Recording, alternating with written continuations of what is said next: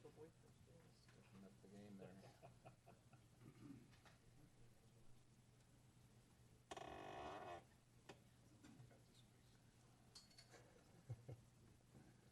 You did.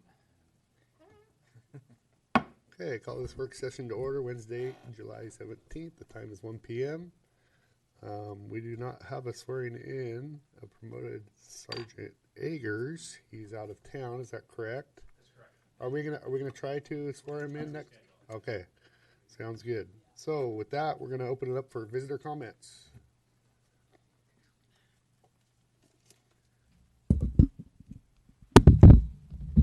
You don't have the timer anymore.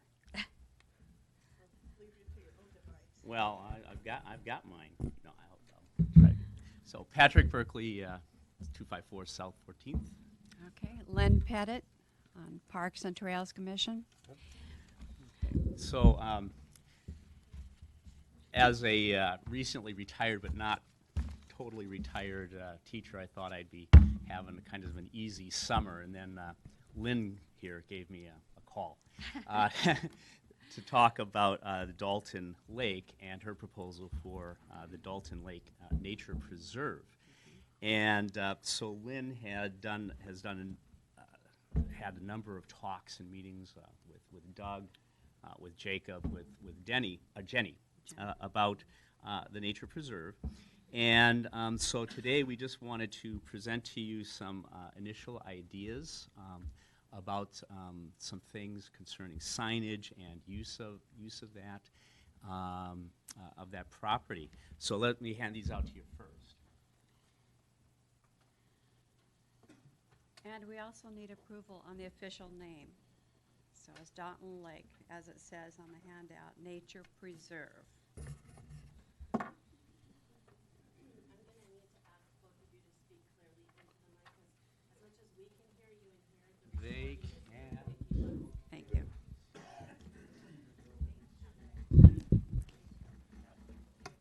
Okay. All right. So I'll use my teacher voice then. There you go. So as you know, I've been sponsoring some different solve cleanups at the Dalton Lake Bluff over the years, and Lynn has been part of that. And there have been a number of people who are now interested in helping to preserve that area and make it more user friendly. I know that one of the things that has kept the city from forging ahead with things is just the clarity of the arrangement of management with ODOT and the city, and where all those lines intersect and cross over. And part of what we're doing in this preliminary this preliminary concept, is just want to assure you that, first of all, as you can tell already, Lynn has talked with city employees. We just want to make sure that we are following all the steps, not being presumptuous about anything that we're doing, but also thinking that the city has a great asset here in promoting tourism, promoting a natural area of our city. We do have 3 other folks who are kind of initially involved in some of this concepts. Chip Bubel, who you all know as Extension Office person, Deborah Brimacombe, who is the representative at large for the SWCD. SWCD, okay? Soil and Water Conservation District. There we go. And the third one, why is it escaping? I lost my Lona notes. Pierce. Lona Pierce, a botanist who has, 6 years ago already, we went and did a survey of plants down at Dalton Lake and found a couple of hundred different native plants, and even in the last few years have seen some growth or identified new species. At any rate, we're just kind of here to, I guess, share a dream, share a vision, and as I said, just to make sure that we're kind of keeping everybody in on the loop as we're talking about these things. So this helps if we have an approval on this general preliminary signage that we're handing you today. We can start making plans that we will be able to give to staff and ODOT for final approval so we can start putting these signs into the park. I have a question on this existing signage. It says Yes. Private property signs, but I notice there's trails beyond them. It looks like there's a picnic area and a potential observation point. This is was part of the agreement that was made in 2010, and I went and discussed this with Jennifer and Jacob at planning, and I was handed a copy of that agreement, and this map was included in there. So this is something that was suggested sites where you could put that signage. Yeah, and again, this was conceptual, just conceptual, and we're using this as a basis of maybe looking, so we're not looking at signing all of these places. Sure. Does the right, state yeah, does the state own that though? Is what I'm curious of. So we do have, the state, actually, in the same appendix, the Dalton Lake Recreation Plan, there's the second map, does provide property ownership. And there is a portion of the property. I don't think I've seen the There's a second portion, one. you don't have that on here. Okay, There's a yeah. portion of the I'll give it to you. A portion of the property here, which does go through, looks like private land, but the access Yes. is on Rutherford Yeah, Parkway. that's why I asked. Yeah. So that was the question we had, is whether or not signage at that trailhead, falls like on the city's right of way, or at what point does the private property begin? So Yes. that is something, of course, we want to be aware of. Okay, that's my main concern was, dipping into private land. Yeah. Yeah. And that is, sorry, Lynn. No, that's okay. We do have maps from planning that delineates private from ODOT land, Yeah, as well as St. Helens, yeah. And we are planning, Lynn and her husband and I, and maybe others, of going along, and again, with permission, maybe just marking along the trail with some colored tape that we could tape along to some of the plants, just to kind of make it more clear where those delineations are between the private land and the public lands. I know when I've been doing my cleanups, I'm always very careful to make sure that we are working on the ODOT land and not the private land. and then the culvert pipe down below, is it sufficient to actually put a trail over it? I mean, it should be. Yeah, there is. There is already? Oh, there's a do you mean down at the north end? Yes. Oh, yeah, Yep. that's all, actually, the Gravel. vector control, it's gravel. Vector control has. Drives down that little road, For yep, access yep. to get down there. So and- now will the new development, because I haven't been down there this year, since the mobile home park started, I think that's who's expanding down there, additional development at the end of 9th Street? Is that Yeah, what's it's quite a happening way, down it's there? quite a ways away from that. It is a yeah. ways away, so that people couldn't leave that residential development to go to Dalton Lake. Yeah, Not directly. Not directly, you know The- what I'm talking about. there's When did you show up? He heard us talk about his territory. I mean, you could conceivably, when we explored this back in 2010, there's an emergency access from Crestwood that leads to Belton Terrace, if I'm getting the streets right, and we observed some passageways that have been traversed through private property that would provide not direct access to the Dalton Lake Trail system, but pretty close access. And I remember when Jenny worked on our Parks Trails Master Plan, we included that in there. So if those are developed, we can hopefully make sure we have some public passageways. Sure. But that's from Crestwood, not from the property that has potential development. But it's close. But they would probably, their most direct access would probably be from the Rutherford Parkway along Oregon Street. Yep. But just one point of clarification, if I may. So there's the ODOT agreement. ODOT owns it, and they used it for wetland mitigation with the highway widening.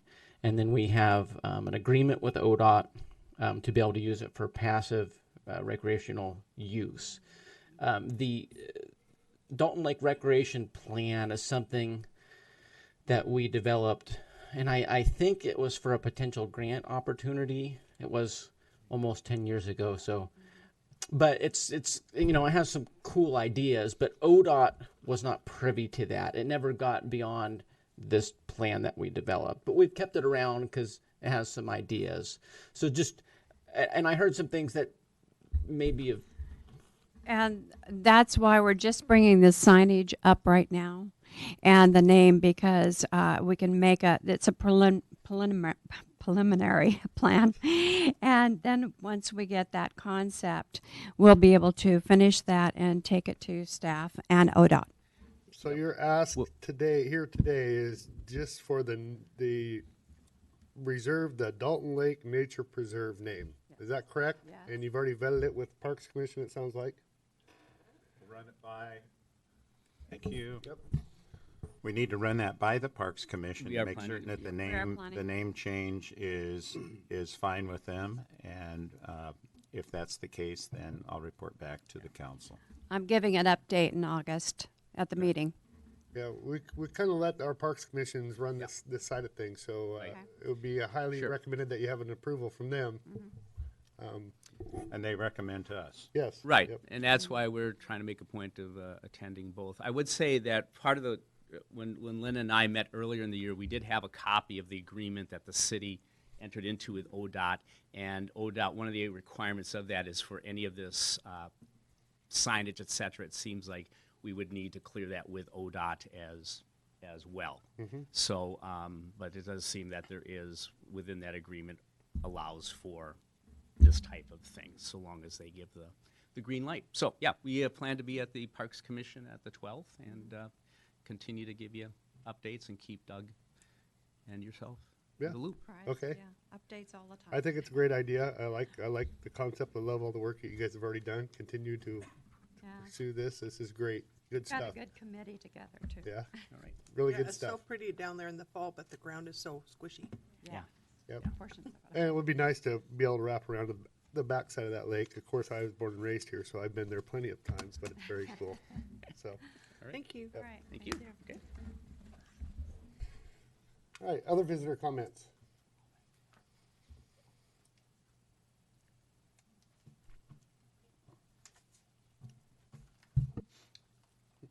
Hi, my name's James Fournier. I live right down the road at 315 Strand Street. I moved here a little less than a year ago. I've already gotten 2 parking tickets for parking in front of my building. I'm not the only one that's gotten that. If there's a popular movie or 13 Nights or especially Halloween Town, I certainly have no problem with celebrations and stuff like that. But I'm wondering, as residents, because I'm not the only one that is facing this. When I paid the ticket the other day, the judge told me I hear a lot of people wondering how come you can't park in front of your building that you live in.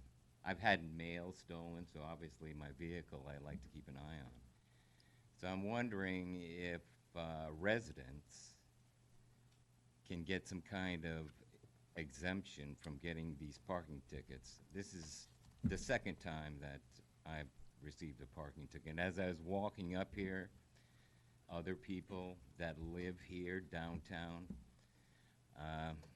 said, oh, yeah, you know, because we're getting parking tickets. Why should we be penalized for living down in this area? So I guess my question is there something that could be done for the residents that actually live downtown? Do you live in a multi residential complex? Yes, there's 8 of us there, and on our side of the street, there is like 3, maybe 4 parking spots that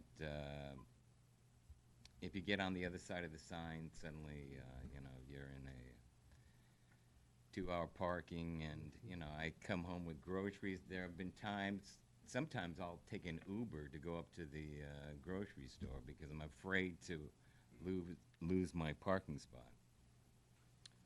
And I'm certainly not the only one that happens to. Yeah, it's kind of a weird area because it's such limited space down there for the amount of businesses and residential people visiting. Yeah, and I understand that completely. Yeah, and This was not, the two businesses that are down there were closed that particular day. Yep. They're only open on. I get it, but we are pressed by them and people who visit their facilities that we need to make 2-hour parking. Yeah, and. So yeah. trying to please everybody has been like very difficult down there because obviously we feel you, and then they say their business is being affected because people will pull in, not see a spot, back out and leave. And they said they've witnessed that before. So we're like, what do we do here? Make one side 2-hour, the other side is long term. And that's the way it's set up right now, correct? I don't know about Yeah. the other side. Yeah, All the I other- know the- is the- I live down there and I can't park down there. Yeah, the other side is actually, and personally, I've noticed they got good tags, but I've noticed vehicles parked on the other side for months, but they have good tags, so the law allows them. So you have other issues with your landlord of letting people store rigs that they don't really use near the area as well. I'm not even sure my landlord knows who's parking on the other side, and I agree with you. Yeah, Some of those vehicles have been there for a long time. yeah. So So, apologize for you getting a ticket. You know, I totally do. I mean, when we get them out here too, I got my vehicle marked the other day because it's 2-hour parking chalked. Code enforcement's just doing her job, you know. so I'm out of luck, and the rest of us are out of luck. Well, I think I mean, the rules are the rules, and we can't bend them for some and enforce them to others because all of a sudden we'll have everybody in this I'm square. not asking you to bend them. Well, a You've 2-hour got all parking. that area out here that's open, that you open up for 13 nights or whatever. But The residents can't park in there if you live there? that's a whole nother issue that's been brought up before. The Sue Nelson, the parking in the mill property. It's not, we can't do it. It has to have asphalt, a number of blocks, ecology box. We've Yeah. checked into this, we have checked into Yeah. this as well. This is If we were going to create a more permanent parking area down in that area, yes. Yes, there would be very particular requirements. There's one possible solution, I don't know if it's been brought up to the council, is residents at these facilities get a resident parking sticker so they can someplace park close by in the city and be exempt from the 2-hour parking. Well, and we have this whole big lot over here that, I said close, I mean, you can put it over behind my place and it's okay, but it's not convenient for the people who are residents here. where are you recommending then, Counselor? Well, almost any place on the street that they have, if they have a resident sticker, because obviously they're going to be trying to get close to where they live when there's a parking place there. And we have Roy Thai, we have physical therapy. Yeah, and we we've have got- Big River Bistro, we have Plymouth Club, we did have Klondike, we have the Roof, we also have the bar just down the road. And we have parking beside your old home or house down across the fence. They can use that parking lot. It's a, It's a mess. I mean, and I just said it's one solution. And I will say this, when the businesses are open below me, I'll park way over there. When they're closed, and they're closed for most of the week, I got a ticket then, Sure. and there's nobody down there. It should be anytime after between 5, is it 8 and 5? 8 and 5. You're safe overnight, and then all the way till 10 o'clock. Yeah, so basically I'm out of luck. But because like I said, the rules are the rules, and she marks the tires, and and it is bending the rules because she does not give a ticket that does not have a chalk mark on it. I know that for a fact. So it is bending the rules. I know my neighbor, I had gone up to my granddaughter's birthday party. I came back late. I slept in a little late, but again, it was on a Tuesday. My neighbor tried to warn me that I was going to get a ticket, and unfortunately I didn't hear it. And I just don't think it's fair. Back in the day, if I had a horse, I could tie it up in front of the place I live, Yeah. right? Yep. I've already lost mail because of people opening up packages and stuff like that. I don't want anybody getting into my truck, right? I just don't see a solution to the answer other than what we've come up with. It's for both residents and businesses. I mean, I'm just the voice. This is the council as a whole, though, Yeah. so other councilors can jump I in. like Council Stevens' answer. Some What- kind of sticker. Where do you suggest that No, he didn't say a sticker. Yes, He was I did saying- say a sticker. Yeah, he did say a Okay. sticker. A sticker in the window to maybe extend it a couple more hours. Okay, so, all right, you get a sticker, and then who's to say that you don't have two cars, one's across the street and one's, Who's to say? I'm to say. okay, so maybe that's the get up here. Is maybe And we- one sticker, maybe how we you gonna want, have it in if two? there's two registered cars in your name down that area, then maybe that's where it's at. Maybe that's what we need to start looking at. registered, Chief, is that just very one hard to do, sticker is run per the plates and see where the cars are registered, and if the two cars are registered to the same owner, they need to move one to the other? Well, we'd have to have we just can't arbitrarily run, license plates there's got to be a reason. I think this is happening down here, is why I guess I'm Right, saying I this. understand. I I mean, know there's two cars per one resident Correct. sitting down there. There's other options that other jurisdictions do across the United States, and one is to have a city sticker if you have a vehicle registered in the city of St. Helens. A nominal fee goes along with that, $50 per vehicle, and that could be a solution. I know that's not very popular, but again, it's restricted, like you said, Mr. Aaron, Monday through Friday from 8 to 5, and that's to assist the businesses. There's 24 spots on Strand Street to park. I don't have a solution. I mean, just some suggestions. Yes. But to arbitrarily go, and that would be a challenge because we'd have to track every vehicle down there, who has what vehicle and everything. So it's a challenge for us. And to be honest with you, I don't know if we have, we don't want to lose our certification of arbitrarily running license plates for parking spots when Sure. it's used for criminal history Okay. inquiries. So Yep. to be honest with you, that's probably not a good idea to do that. Sure. Chief, another question on legality. Wasn't there recently a Supreme Court ruling about if you start marking cars for testing parking time, in some cities I think that was found unconstitutional because you're destroying property. Correct, but not the Ninth Circuit Court that we're based out of. It's still So allows other that. parts of the U.S. are one way and we're another way. Correct. That's just different states, cities have different ordinances and laws. So Okay. But the Ninth Circuit is different than the rest of the country. yes, it's very different, liberal. So I'll stop there. Yeah. Well, I had a question, just speaking kind of what the mayor had spoke about, if people, not you, just people in general, are parking 3 cars there, that's the issue. It's not one person, one car. And I don't know if that's a conversation that could be had with the property owner. I know when I've rented a place and you have one parking spot, you're allowed one parking spot. So if you have 3 vehicles, you're going to when you rent there, they tell you they have to go somewhere else. And I understand And that kind of thing is, so completely. If maybe you it's a got 3 conversation to vehicles, the I'm property talking owner. about one Counselor Carlson brings up a very good point Right. that To this talk has to the been, property no, owner. this has been going on for quite some time, and we actually have had, gosh dang, I can't think of his name right now. The Stanford fan, big guy, owns a Porsche. I can't remember. Do you remember his name? I don't, but he has 2 cars now. Yeah, he has 2 cars. Yes, he's one that has 2 cars. Okay, but we had told them, why don't you talk to your landlord? So your landlord actually knew about this problem before you even acquired the building, because this has been an ongoing deal since I've been mayor. So on our defense, your landlord's not being forthcoming with the parking issues down there.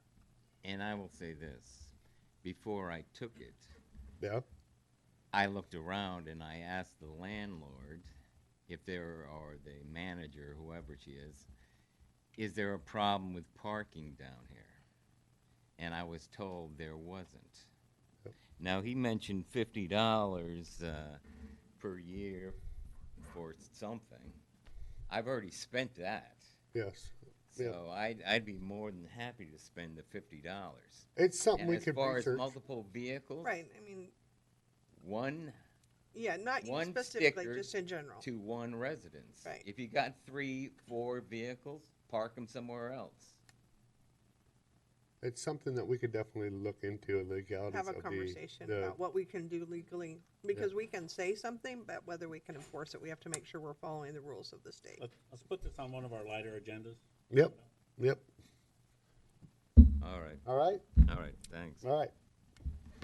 Okay, other visitor comments? Okay, so we're gonna invite Tim Underwood up here. He's got a length of service award for 20 years continuous public service. He's one of our engineers. And he's a Beaver fan. Engineering inspector. We didn't say it was all good. Oh, this is Garth Brooks. He walks just like this.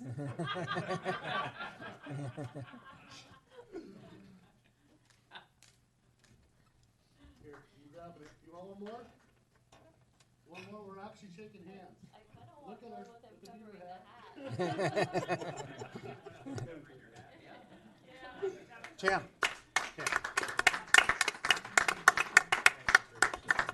Appreciate it so much.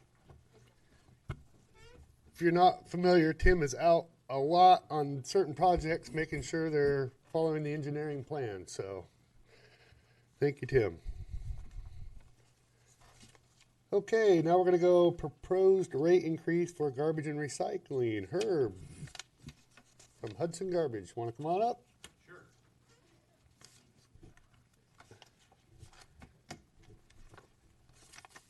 So, my name's Herb Bailey. I'm with Hudson Garbage Service, and as you guys well know, we've had some challenges with commodities and things like that, and we were here in front of you last year, and we appreciate helping us recover some of those costs. Pretty sensitive environment the recycling world is, and we kind of under-projected, and we've lived with that, and we'll continue to live with that. There's some really positive things going on domestically with that. You're starting to see some mills open up in the United States.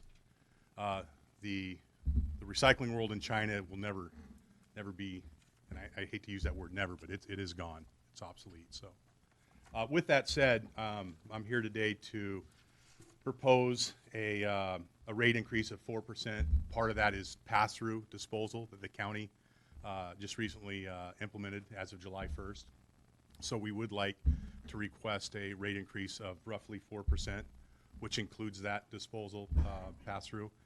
A lot of that is really driven off of wages. As you guys know, with minimum wage increasing, operational costs with fuel and things like that, it helps us absorb that cost. To be honest with you, we did implement a 3.5% wage increase at our district last year, and I say to you guys that honestly I didn't think that was enough. We have some phenomenal employees that work for us at Hudson Garbage Service. I know a lot of you folks deal with them on a day-to-day basis sometimes, and hopefully as time goes on we can make up some ground for that minimum wage thing. So safety in our industry, and then again it's the 5th most dangerous industry in the United States, is a huge deal. So route knowledge, equipment knowledge, it plays a big role in that. And last year, Did you say it was the 5th? It is the 5th. Yes. Really? Yeah. Historically, we haven't had a lot of turnover at Hudson Garbage Service. There's many reasons why we've had a little bit of turnover at last year. But Mayor, to your question, just last year we got rear-ended on Pittsburgh Road servicing a customer. It was a young person texting, not paying attention, hit us at 50 miles an hour. Our driver was just getting out of the truck. So all that being said, it's a pretty conservative request. We don't generally come in. The one thing I've kind of wrapped my head around as I'm going through each market, whether it's the county, it's the city of Clascanine, is instead of coming in with these almost intimidating requests at 6, 7, 8%, I'd like to start looking at this on a smaller scale instead of having a shock factor across the board because of these costs that we've acquired in the last few years, to be honest with you. So just to kind of get in front of this for you, but on a weekly 32-gallon cart, it's roughly about $1 per month. On the commercial side, it's about $4, a little under $4. So that's what that 4% really comes in at. So it'll be, instead of 55, close to what mine is, every 2 months, it'll be 57. Yeah, 2794 times 2. Can you refresh my memory of what the increase was last year, by chance? I want to say, council member, it was about,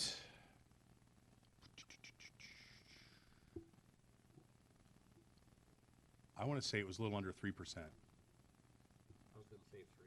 Yeah. Yeah. Yeah. And that was so we'd keep recycling and not, Correct. yes, Yep. and not just consider it fluff or whatever it was.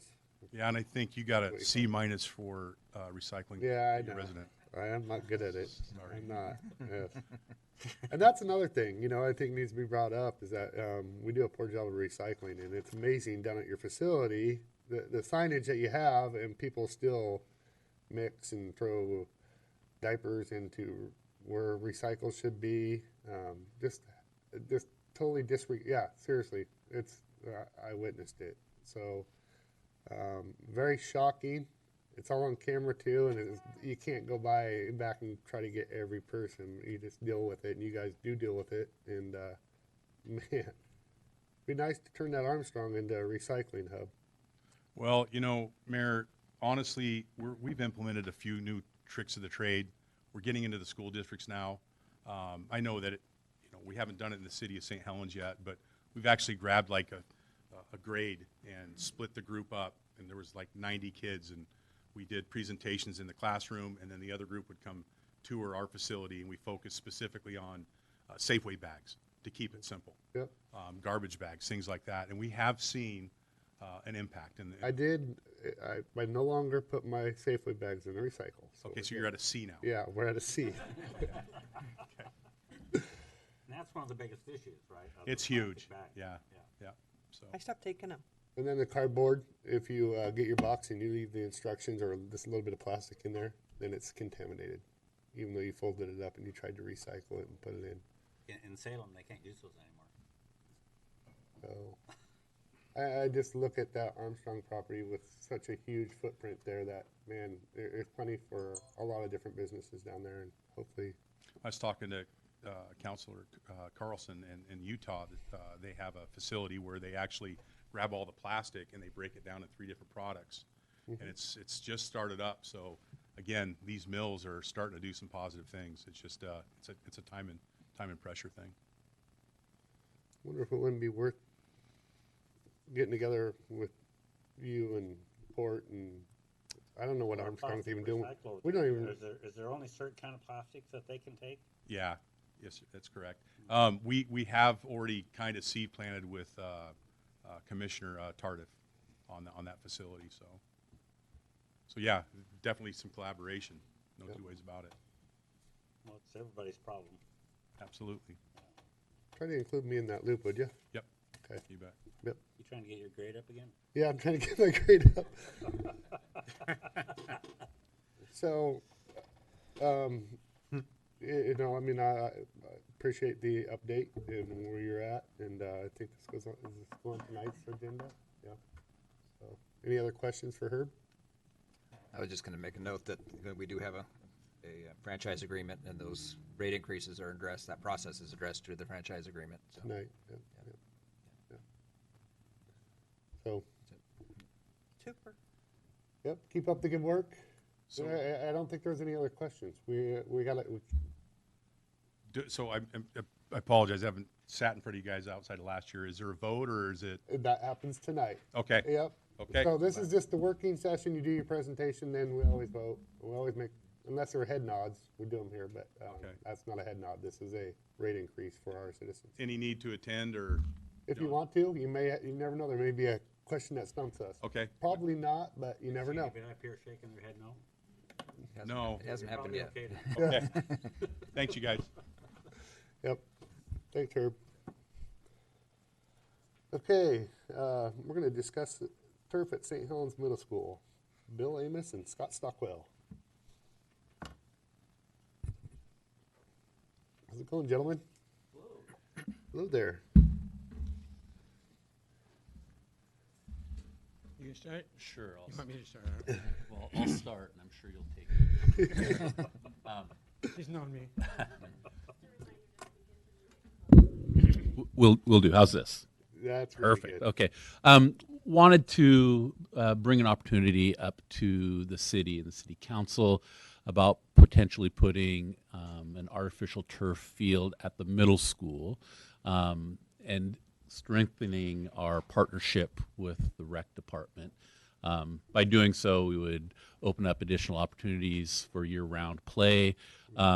Benefit is certainly between the city and the school district. By pooling our resources, we can provide turf field to our community at a combined cost. In addition, with the current construction that we have a lot of the infrastructure already put in place, so it greatly reduces the cost of building a turf field. So we'd like to entertain a discussion on partnering with the city in putting one of those in at our middle school. So long and the short of it is right now, and I'm sure Bill's going to go more into it, but right now would be the time to start talking about it because the infrastructure could be done more cost effective for a turf field. That is correct. Yep. I'm sure that's where Bill was probably going to go with that. But it will explain it better than I just did. Well, a large measure of the cost of putting in a turf field is getting rid of what you had, getting rid of the mud, getting rid of all the things, putting in the proper drainage, things of that sort. When you already have the equipment there, do I put in topsoil or do I put in gravel? They're pretty comparable, actually. We need a playable surface. So the reality is that over at the high school, we spent an awful lot of money just getting rid of what we had and then had to build it. If you were going to put in a turf soccer field over at McCormick, you have a lot of excavation and substructure to put together, drainage to put in, things of that sort, which we're already going to be putting in drainage and doing those things. So you kind of have a narrow window opportunity to build a facility for the community that is that it's really the most cost-effective time instead of wishing you'd done something later and then having to remodel. As it turns out, over at the high school, I've been there weekends and summers and evenings, and that turf field is used far more by the public than it is by the school. The school uses it, and they use the dickens out of it during the daytime and during their practice times, but then the soccer community takes over, and there's softball players out there, and there's youth football out there, and there's all these other things that are in the youth programs that are there. Relay for Life is going to be there. So there are many, many things that happen on that surface, and we live in a wet area. So as you're aware, I just drove by 6th Street Park, and yes, there's big piles of grass and molehills, and that's where my little youth football team practiced last year. But it'd been really nice to run around on something that we're not constantly taping ankles because a kid stepped in a chuck hole. It also gives you the opportunity in tourism to bring in, if you have multiple soccer sites, you can bring in a tournament on the weekends or in the summer. As you will see that kids sprout where there's turf. I've played in a winter, my grandson did in a winter football league, and we went around did a lot of work at Lake Ridge and things, and there was multiple turf fields there, and they were all used by the L-word sport. The cross was taking up over there, and youth football was playing there, and soccer was playing there, and they were playing simultaneously. We're dividing up the field, but there's just a lot of activity that goes on there. So we have a partnership with you folks, and I think it just is one more opportunity that you can get in a lot less expensive way if possible. But I definitely like the idea. I'm just wondering what kind of, if there's any other ways we could go about doing this, as far as labor cost and prevailing wage. I mean, you guys obviously have a lot of amount of money that's budgeted for the field, period. Does your grant make you have to use union? Okay, Yeah. see, that's where it's really tough right there. One thing about turf fields, I would say almost 99% of them, some huge number of them is schools and parks and public entities. So I don't think you're going to find somebody that says, okay, I'm a non-union employer, I don't do prevailing wage. The turf fields, there's like 2 or 3 major suppliers in the region, and they do schools, and so their structure is set up. They're not going to. They're not pretty close to that already. Yeah, you're there. Saying. Yeah. I got you. A quick question, looking down the road, what's the cost of maintaining a turf field versus cutting grass on a regular field? I can't give you, in quotes, specific numbers. You have to completely replace the carpet. We've heard between 10 and 15 years.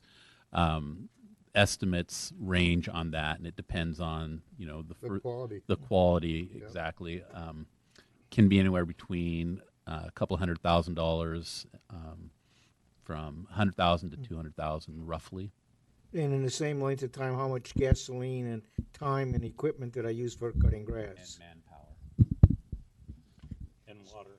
So they actually come fairly close when you put it all together. But a lot of people say, oh, look at all the money we're saving. You're saving money today on maintenance. But you need to be... You need to be for the protecting high school field, replacement. we're budgeting money and putting it For away. replacement cost, yeah. Yes, we're taking that same maintenance cost and we're putting it away for replacement, because that's called fiscal responsibility. That's right. I mean, for me, they're having done athletics before the invention of turf at schools. It's reduced injuries. The amount of kids Yes. that get injured on a turf field versus the kids that get injured out at the fairgrounds, night and day. Yeah. Those kids out there on those lumpy, bumpy fields are getting hurt every single practice. Mhm. That's not even games. So, I mean, a turf field, the injuries are not as often, I don't think. The other piece that we haven't addressed is it begins to be an equity piece for our community. If you go to any other community, most of them will have multiple turf fields, and there's a different play on those fields. They're faster, a little bit safer, but it also gives our students and our community something to be proud of and more of an equal playing field, because we have kids who go out to different tournaments and whatnot. And so we want them to have the same opportunities that others have around the state. What kind of grants are available for turf? Any turf fields there are?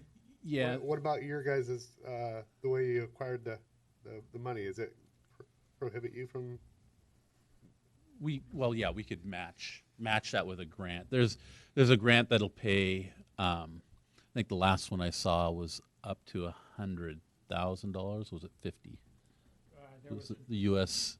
Yeah, the USA Football. Yeah. They have I think a $70,000 grant for fields or a $50,000 grant for lighting. So if we were both to throw out proposals to various different grant writers or grantees, and we land one, then I think we're going to be. And I know it needs to happen sooner than later, right?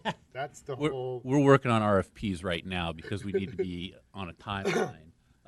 Opening the school in September, we'll still wouldn't be able to get this put in until October. What we're told is if we put a grass field in, it's 1 year that we need to keep people off, so it roots properly with the drainage that we put in. That's a Let me ask you pipe this. dream to keep D- people off it for a Does year. if you were to put a gravel base, does that count? Could that potentially count as specs towards completion, or 90% completed of your field, or completion of your field? No, we'd still have to dig out the turf that we put, the dirt that we put on top of the. No, I'm not saying put no dirt. Just put gravel and say that's our field for right now, until we figure out if we have acquired this grant or the city has acquired the grant. However we go about that. I'm looking back here at Jenny, and she's shaking her head on grants. Yes, and she's a good grant writer. How much She- money are we she- talking about here? Total Throw the numbers out. 500,000. Total? We're already putting in the track and those things ahead of it, so those are there. So the difference is the cost. Yeah. We've got, let's see. Just for the Jenny's back there writing down writing numbers this right down now. quick. Yes. Just for the turf in the infield is about 320. Engineering costs right around 30,000, and then for the subgrade and drainage is about 150,000. When you break it all down, that comes to pretty close to 100 or 500,000. So what are you guys short? Hmm? Is that what you guys are short, or what are you guys short? That's what we're short. We're definitely gonna. We have You money have that a- we can pull from our bond. Yes, you have to a help lot pay of for it, amount. yeah. Yes. A question on, we'll say construction. How much of that up there is rock? That drainage is always going to be a problem with heavy rain.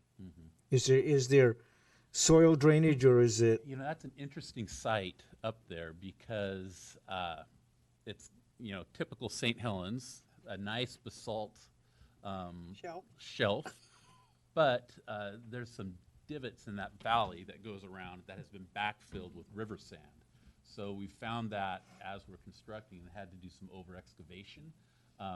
What we believe, though, where the turf would be is it's a relatively shallow dirt with the basalt shelf. So you really don't have any ground drainage. It's going to go across the top.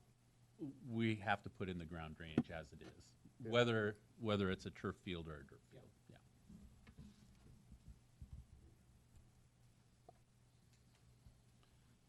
Yeah. I know. I like the idea because it serves our community well. It's expensive. I think we need to look at. I don't know. Do grants work that fast? They don't. No. That was kind of my. Where would this money come from, Matt?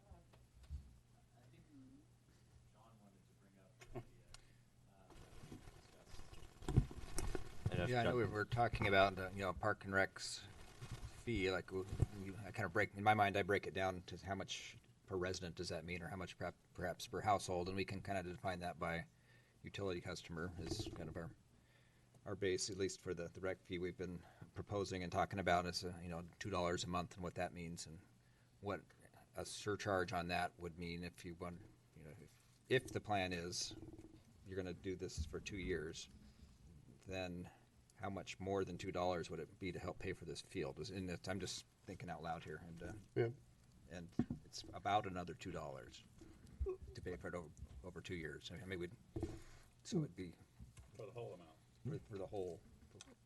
Yes. Well, it would be $2 would be about 160,000 a year. So that'd be not quite. That'd be 300 and some, but. What would it take for a one-time, let's raise $500,000 a game for the city? We need to. Somebody to write a big check.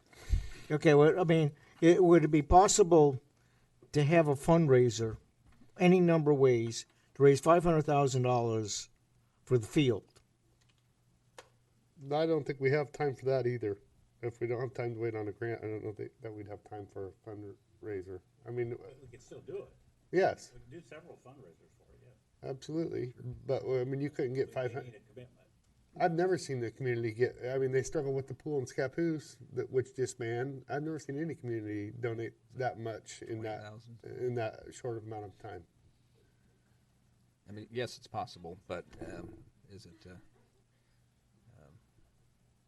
But the amount is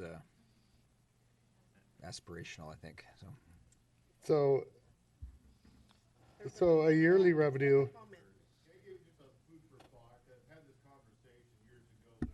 Come on up, Rich, or at least over to this mic and state your name for the record. See, will you turn it on for him? I'm Rich Bailey. Just food for thought. I used to be booster president for quite a few years, and we were involved in some pretty major fundraisers back then. And part of it is we had to guarantee some funds for that field that you have now. But years ago, when Ken Bailey, my other brother, was still alive, we approached the city at that time about expanding the Park and Rec district to take in all of the school district, not just the city of St. Helens. And we met with the park, we met with your, back then, the mayor at that time, and then also the Park and Rec, and everybody was on board, but then we lost Ken, superintendent changed, and things changed a little bit. But for us, what we thought would be a perfect solution, all the fields in the school district would then become part of the city's Park and Rec, like Hillsborough does. That's now your Park and Rec district. You have you have all the people inside that school district paying into your Park and Rec fee. So now you're spreading that out farther. You get more bang for dollar. The advantage for the school is those fields are now your responsibility to maintain. Yes. So that takes that off their budget plate and puts it into the city's realm. Or the Parks and Rec district. Yes. Park and Rec district. But that's kind of, that's been a long time ago since. Make it its own district, is what That's you're our saying. own vision right now with Yes. the new rec district. Yes. Oh, well, I was just before my time, I guess. No, I'm glad that you brought that up, though, Yeah. because this is a history lesson that needs to be heard by certain individuals here and out there, and this is our only platform that we have, Rich, right here to get the word out. That's why we're right now trying to do a $2 fee just to keep the rec program going. Well, and I just think it's kind of a win for both people, but I mean, it takes work to get that done. Yep. But you're expanding your revenue tenfold, probably. Absolutely, Or yes, more. yes, or at least double. Okay, I'll be quiet now. Yes. Well, actually, we do have a joint use agreement with Parks and Rec and the City of St. Helens and the St. Helens School District, and you might want to. Sue, can you click on that mic and let Patrick go? This is a good topic, so I'm just going to open it up a little bit, so go ahead. Again, Patrick Berkeley, St. Helens. I do have, I guess, in response to Councilor Topaz's question, I was on the St. Helens School Board some 20 years ago when the boosters were trying to get money to put in the covered stadium, the grandstand, and which was done. And if I recall correctly at the time, they had a number of fundraising efforts. They were making some progress, but not much. At that time, we were approached by Coca-Cola and Pepsi to have exclusive soft drink contracts. I think the school district finally did enter into a contract with Coca-Cola. And that money that was from that contract was used for the grandstands. I think that without that, frankly, without that contract with Coca-Cola, that the boosters would still be fundraising for the covered grandstands at the field. So to have any kind of $500,000 fundraising activity, I think historically, no, there's nothing that's approached that. And similar community efforts, the Columbia Learning Center began with a $1 million grant, or a challenge grant by Diane Kim out at, and it took a couple of years and much effort to raise the other million. Everybody's effort. That's everybody's effort. So there's a little bit more of the context for fundraising for the school. So I know that it's definitely, I'm looking at these fees here, and I'm looking at, it's $3 is what we need. Scott. Three more dollars. Just a well, pay that's for 1 it. year, though. That's 1 year, yes. If we're going to have it For 2 years, you could to pay for 500,000, Yeah. it's $3 increase. Yeah, okay. Yep. So it'd be a $5.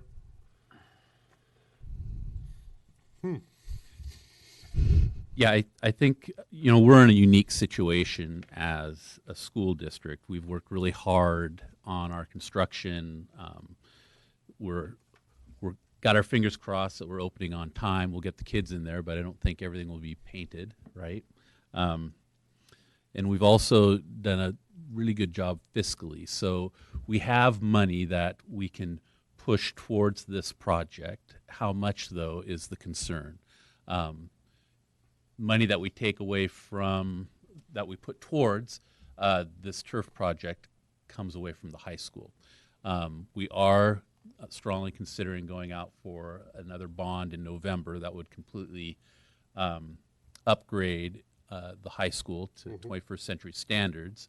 Assuming that we're successful there, then funding the turf field at the middle school would be significantly easier for us. Right now, we're struggling budget-wise to squeeze this in. So anything that the city would propose would be certainly appreciated, but I don't think we're asking for the full 500. Any part too, I think, represents a little bit of what Rich was talking about. We've got our intergovernmental agreement, our partnership, and to continue to grow and expand that, I think it would be a good example of supporting the turf project. Sounds like we need to get all these groups together that are in support of, and we need to sit down at a round table soon. Maybe when everything, get through the construction and get school restarted, maybe next spring, maybe in the wintertime we start getting some ideas and some star power behind whatever this thing is going to be, because it's got a lot of traction and it's well talked about. I mean, you got the boosters back there saying we've been talking about this for years too. You know, it's time. So I guess my question is, next steps, what would the council like for us to do? We need to continue to move forward with planning, otherwise we won't be able to make this happen. I think that, personally, I think we should go ahead and go with the turf, and we're going to figure it out. Why don't you come back our next meeting and give us time to think about things. Okay. Yeah, it's a big ask for on the spot. Not, because our budget is tight. We weren't expecting the check tonight. Well, I'm just thinking down the road that we have other opportunities for revenue as well, So as let's talk about it and see. impact tax and stuff that we've already discussed. I mean, it's a great project, and it would You know what I'm benefit the talking about, community a lot. Councilor We just want to find a road that works, not just for you, but also for our taxpayers. We have to be good fiscal stewards and careful with our dollars as well. So I know, just as a community comparison, if you go to Hermiston, they have a gorgeous field that the taxpayers paid for, and it's all behind a locked wrought iron spike top fence. And you want to go jogging on the track, well, that's too bad. And in this community, the whole idea is that the local taxpayers in the St. Helens School District and the city of St. Helens have paid for this facility.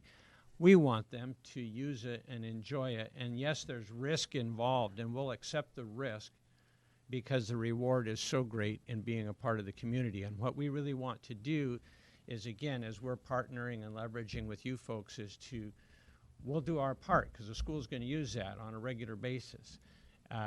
But we want the community to use it, and if the community can do a portion of it as well, then I think that partnership is what reflects what the community, a full community benefit.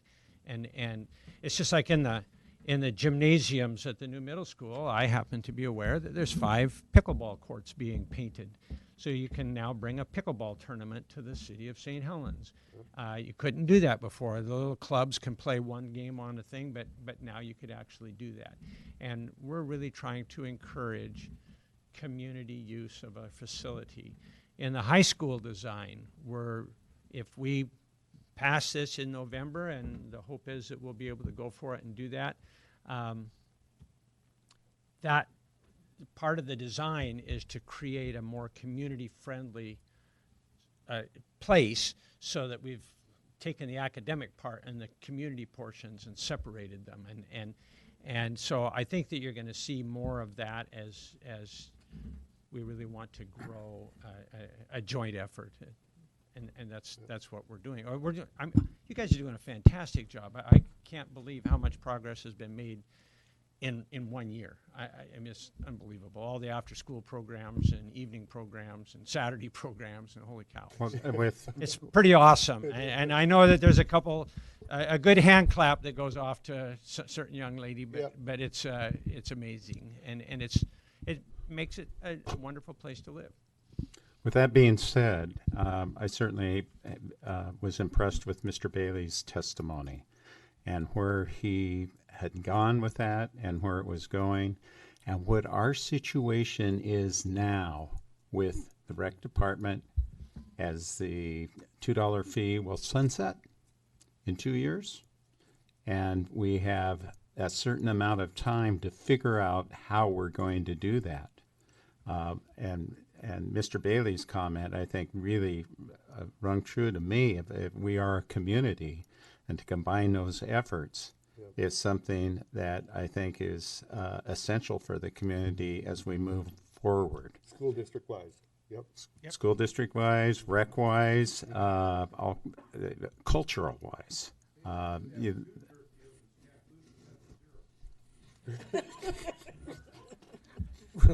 That's a good thing. I apologize. I will apologize if you were watching. I just spit out a grape because I was laughing. The one group that would very much benefit from that is the real estate people selling property in new houses. There's nothing better to get people to move into your community than good schools and good areas to play in. Then I don't think the real estate people pay us very much, but it does help their business greatly as an advertising point of view. Well, I will tell you that in January I was playing football with my grandson on a Sunday afternoon on the football field, and the Scappoose running backs and their quarterback were down there, and I said, well, why don't you practice on your field? Well, they use common vernacular to describe it, but anyway, they like our field. So, John, why don't you get together with Matt and reach out to the school district, see what they need, come up with a couple different creative ways of trying to, and come back. What is it, like 3 weeks away, our next meeting? Yep. So happy to. Yep. Yeah, Thank you. So come to a work session again would be the thing to do. Yeah, probably. But we'll talk in the interim. Yeah. Just Yep. keep us posted then. Mhm. Okay. And Rich, when do you boosters meet? Friday morning, 7 o'clock, the Cozy Corner still, and then they have executive sessions periodically. Oh, these are Okay. comprehensive plan minutes. Rick, you're the one who gets up that early. Yeah. Well, I think it would be good just to at least collaborate for talking, because you guys still will have plenty to do, even if there was a Parks and Rec district, because you target individual. Yes, that's what I. With the turf field, we had to guarantee so many hours of our volunteer labor and so much money. So we put the tennis courts in out there in collaboration with the school district doing the turf field. I'm glad you're on the agenda later and that you were here, Rich. Thank you very much. Rich, are you at the Cozy every Friday? Every Friday unless there's no school. Okay, thank you. Okay, all right. So let's get a report from Parks and Trails Commission annual report. Jerry Belcher and Carmen Dunn.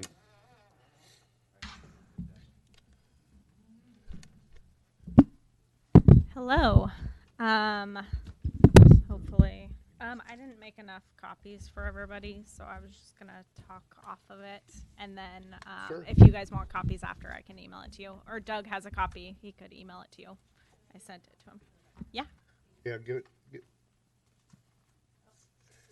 Yep.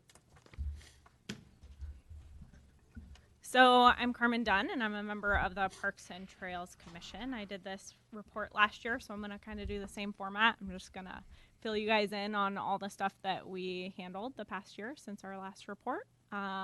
So in the last year, we combined with the Bicycle and Pedestrian Commission, so we're now the Parks and Trails Commission officially. We also increased our cadence to once a month.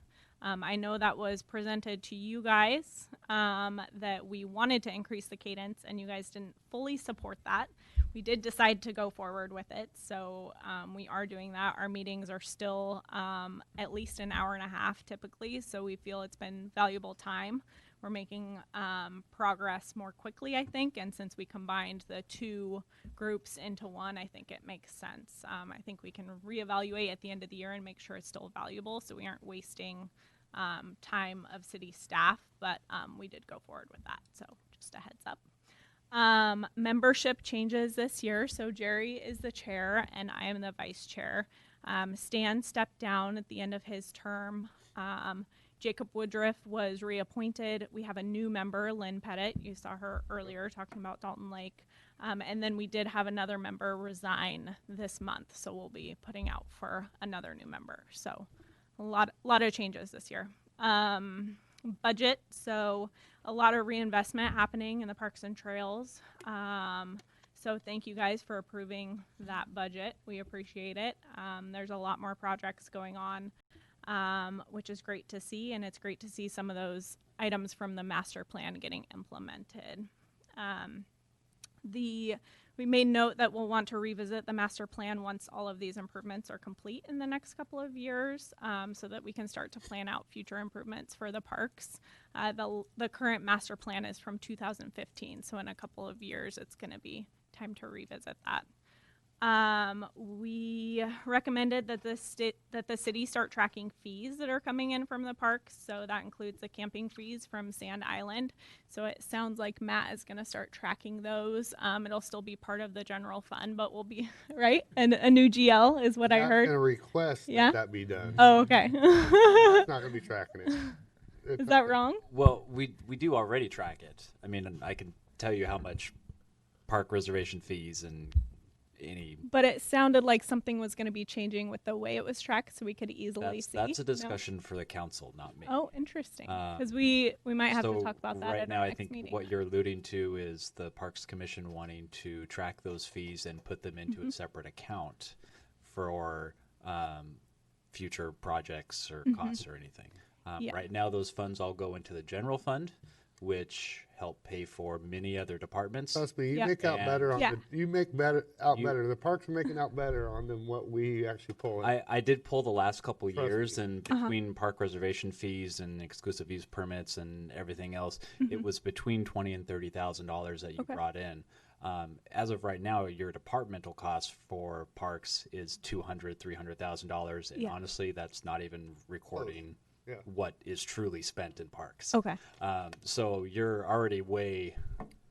So taking out $20,000 or $30,000 from the general fund and putting it into a separate account is a policy decision that the council would need to make, because when you take $20,000 or $30,000 out of the general fund, that impacts every department. And I think that's what was talked about in the meeting, but then I think we didn't want to go that route because of that information that you're sharing now, but we were going to continue with tracking it. And it was my understanding that a new GL was getting created to track that, but I could be wrong. The GL information.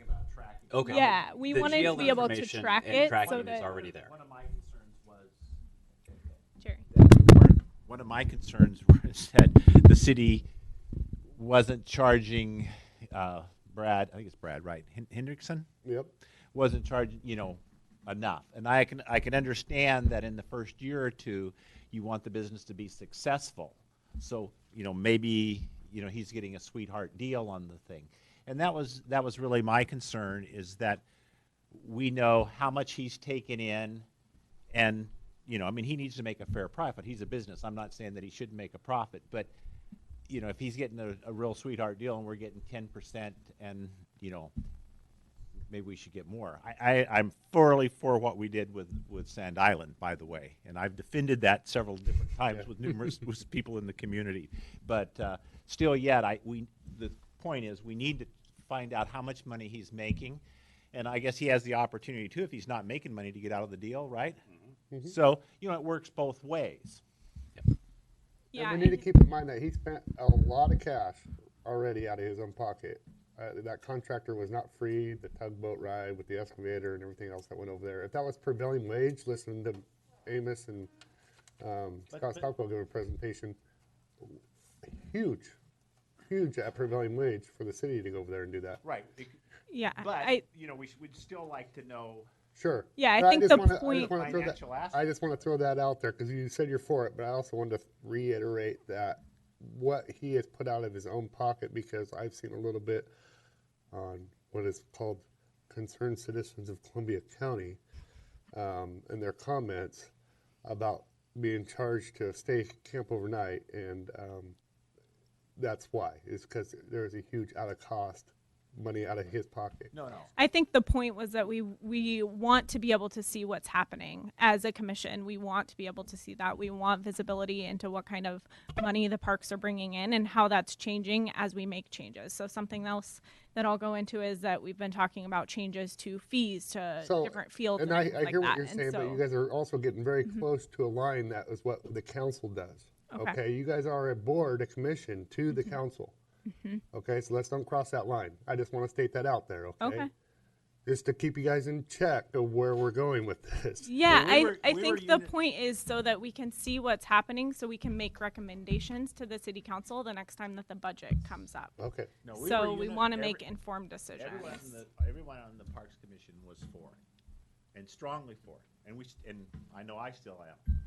But the point, Rick, is also there's a responsibility to the community too, and when people start saying, that they're getting a sweetheart deal and all this sort of thing, we need to have the figures in front of us so we can say, and the council can go with where they want it. But we'd basically like to know, we'd like everything to be transparent. Mhm. We don't want to be doing the work that we're doing and the planning that we're doing and making recommendations in the dark. We just want visibility so that we can make recommendations to you guys that make sense. So that's where I was going with my point. Sorry to start. I believe in, I believe in capitalism, and I think if somebody has an idea and they decide to propose a business idea, nobody should get jealous of their financial. Agreed. If they've worked at it and worked hard and made it a destination, like any business does, creates a culture or a product that is a demand, that nobody should come in and say that's not right that you're making that much money, I don't think because that's they what created that. We were going for. Okay, we're talking but about I could not see this only potentially, and I guess that's where I'm also concerned too. I could see that a potential in the future where all of a sudden people say, hey, we have this and we've seen it, and well, that guy created it where there was nothing. Now there is something. So got to keep that in mind too. I just throwing that out there. I mean, I'm a businessman. Yeah. That's what I do, So I don't advertise. I didn't. I don't have the reports. I didn't know. Sorry, I didn't make enough copies. Oh, that's okay. I just didn't know. I didn't want to start down the question road. But I think it's great overall what you guys, how you explained it. Oh, okay.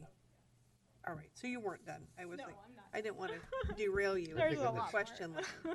I'll let you continue on with your report. Sorry, No, that's Carmen. okay. Sorry to start I'll let you little thing. But I think it's good it was brought up, though. Yeah. So we're watching it. Anyways, so one thing that does continue to come up is, and I brought this up last year, is that we are rich in property in the Parks Department, but not in manpower. So we see a lot of stuff that needs to be done or that we want to be done, and we just don't have enough manpower Totally to agree. get that done. So grants, we so appreciate all the work that the city does to get grants for our parks. It's awesome. We were super disappointed in the Build Federal Transportation Grant not going through, but we're excited. We just signed a letter at our last meeting for the next round, so hopefully we have better luck that time. So that's exciting that that's coming up again. Potential grant for major repairs at the skate park is something that was talked about. And then recently we talked about the 5th Street Trail for connecting the existing pedestrian trail to Nob Hill to provide a connector to the waterfront. So that is a grant for $20,000, which would cover materials, and then we'd work with the Columbia River Youth Corps. So we're hopeful about that. Some of the events that we've been a part of in the Now, last you're year aware that we did get the grant for Campbell Park, right? for Campbell Park. No? I thought we did. Never No? mind. Wah, wah. Pending. Pending.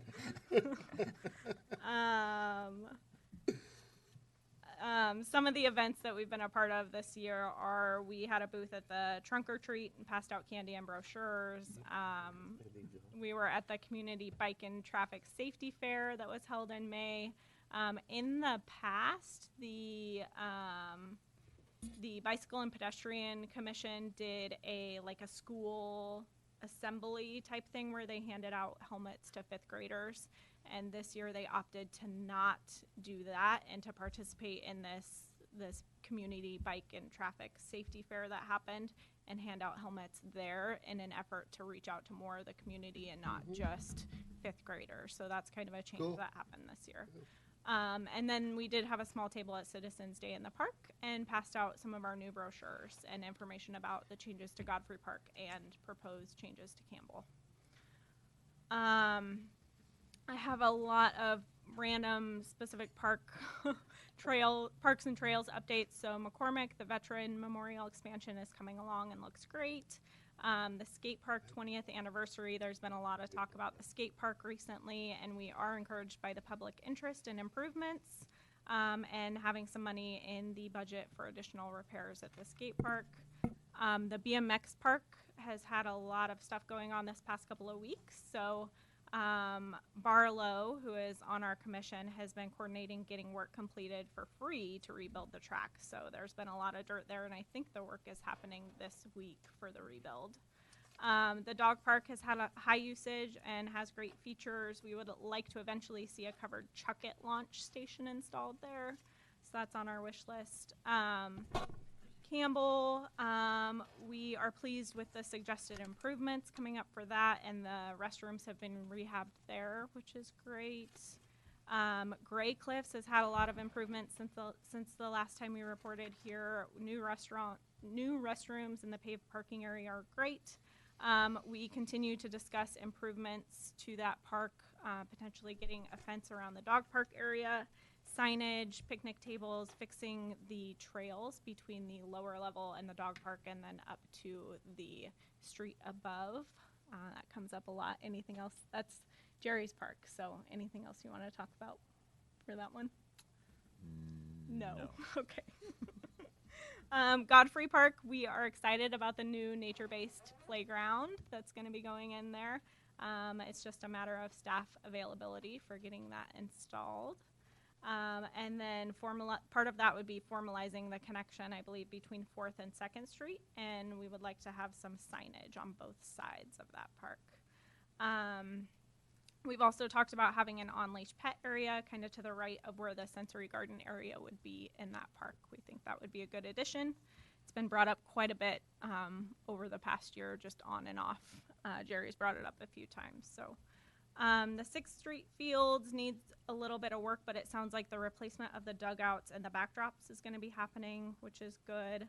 The botanical gardens, there's been new interest from one of our community members who is starting up kind of a Friends of group right now, and she's interested in starting up a 501c3 so that she can get donations to the park. So she's kind of formed a small group to discuss that and talk about improvements. Right now there's a lot of overgrowth in the park, a lot of poison oak, a lot of ivy, so work needs to be done there.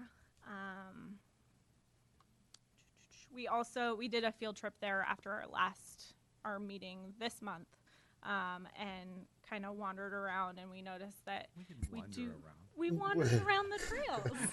Jerry led us very purposefully around the trails. Yes. Yeah, I did. He named all the trails. There's rumor that there's, and it may just be a rumor, but there's a cougar or a couple cougars down in the area. Is that correct? I can tell you about that. Yeah. Yeah, I can tell you about that. I heard that cougar out by our mailbox the other night, and it was kind of scary, especially to my dog Hannah. Yeah. She tucked her tail between her legs and headed back into the house about as fast as I did. Crazy. So, yeah, there's something down there. Well, a lady over on Wyatt Street said she saw it, and there's been some footprints, haven't been verified, but there's been some footprints that are quite large they've seen down there. Sure. And most of the time they're scared of human beings, just so people out there, unless they're really, really hungry, or if she does have a baby, if it's a she. Yeah. And you get between her and her baby, that's the only time you're really gonna. Yeah. Pretty freaky. That the first one we've had in Oregon, I think, was not too long ago. The first attack ever in Oregon. Now, California, it's happened. And there's a history of bobcats in that area. back in the 40s and 50s. And even prior to that, you can check out in the over in the museum and some of those records about there was bounties on bobcats at the turn of the century. I mean, so it was a big problem at one time. So be careful when you're wandering Yes. the trails. We also talked about how there's no clear kind of boundary markers in that park right now. It's really hard to know whether you're on park property or private property because the trails just go through. Doug did come to us and tell us that there have been people who have been talking about whether or not the city wants to acquire property close to the botanical gardens. I know those are all just talks, but we are definitely in support of expanding that area, and we are trying to improve what we have now, so we're open to that.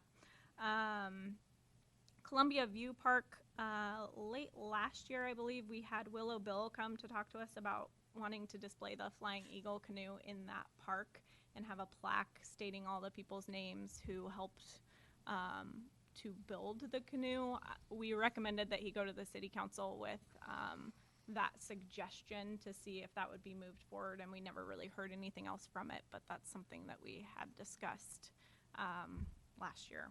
So Friends of Dalton Lake, lots of solid cleanups to remove blackberry bushes, ivy, trash cleanup, nature walks, and partnering with the Native Plant Society. And then, as you heard earlier, we're kind of ramping up trying to get things going out there, which is exciting. Sand Island, obviously the lease agreement with the city for camping and the ferry has happened since last year, which we're all excited about. The Urban Trail Subcommittee was formed, and we met regularly about the trail that we proposed to you guys. So we still are going to keep pushing for that and pushing for the city to look at those prioritized items and see if that's something we can start to move forward with. We had talks about the Millard Road property zoning. So we made some suggestions as to how we would like those tax lots designated. So we're hoping to hear more about that in the future for potential parks out there. And then maintenance, some major maintenance that happened last year was all the tree removal from the drought in 2016. So that popped up this last year. And we did note that it's likely that we'll see this come up again in 2020 due to last year's dry year. So other things that have been addressed, parks brochure. So we have a new parks brochure, which looks really awesome. If you haven't seen it yet, we had 100 copies printed for the Citizens Day in the park, and we passed out about half of them, which was great. So we're looking forward to maybe being at more events this next year, being able to get those out to the community members. We've had a lot of discussions on the electronic scheduling for parks and reservations, and then also how the fees are structured. So I imagine we'll start seeing those changes coming through soon. Yeah, Matt's the one who's, yes, so thank you. He's sleeping over there. Yeah, but it's nice to be involved in those discussions and, talk through all of that and hear all these positive changes that are happening for Was he citizens. snoring? Was he A little snoring? bit. Okay. Are you calling me boring? Thanks a lot. I'm almost done. Other stuff that's happened is partnering with the Arts and Cultural Commission, so we continue to do that. We've had a lot of new free little libraries that have been installed, I think, in 3 of our parks, Walnut Tree, Campbell, and Gray Cliffs. I think the Campbell one got vandalized a few times, so not sure if that's still there right now. We did also offer up for the Arts and Cultural Commission to use maybe some of the restrooms as murals in the future. So if we presented to them that if they're interested in doing more murals around the city, to come to us, and we may have some areas that they could do it in our parks. Not to interrupt you, but I keep coming up with questions as you That's go. fine. There's a large arts community outside of our Arts Commission, and I wonder if you guys want to take it to your group and have a conversation, because there's art groups in the community that want to do this and don't know how. And so if the general community knows as opposed to the small group, and it's like, then you'd get proposals come into your meeting and people would be like, well, we want to do the dugouts at McCormick Park. And then people would know that that opportunity was there, and then you guys could look at it. How do you propose? Do you know of people we can reach out to? 'Cause Well, I don't know. Well, Columbia Arts Guild is very active and meets regularly. And they do a lot of community projects, and they're always looking for ways to do community art projects and trying to find their own focus. And it'd be nice if you had a focus, so then they wouldn't just be guessing where to do art. They'd be doing art where we need them to do art. Perfect. I will But that's reach out. Joan Youngberg. Yeah. And Okay. so she's always doing a lot of community art projects and really loves to do it. And it'd be cool to give her like, how about here? Yeah. So Okay. just as a thought process, That's because great. I don't know now that they're not officially a city thing, it's kind of nice to have a community-led art group. Yeah. That's super vital to do some of that. That's perfect. Thank you. Yeah, I will. We continue to talk about our friends of groups, what they do, how they function, especially with so we have the Nob Hill group. I feel like I skipped over Nob Hill. Obviously Nob Hill continues to have the strong friends of group, but then with the Dalton Lake stuff going on, and then with the botanical gardens. So we're trying to define what a friends group is so that there's consistency kind of across the groups, and we don't have different groups doing totally different things and kind of having different missions. So the 501(c), that won't be actually, will it be dedicated to the park itself? Well, one of the things that we're going to put on the agenda is Matt to come to address the Parks Commission, so that he can explain how the city can have an active role in that. And I think that's very important before we step into that arena. Okay, that's I think why- it's really important to hear from Matt.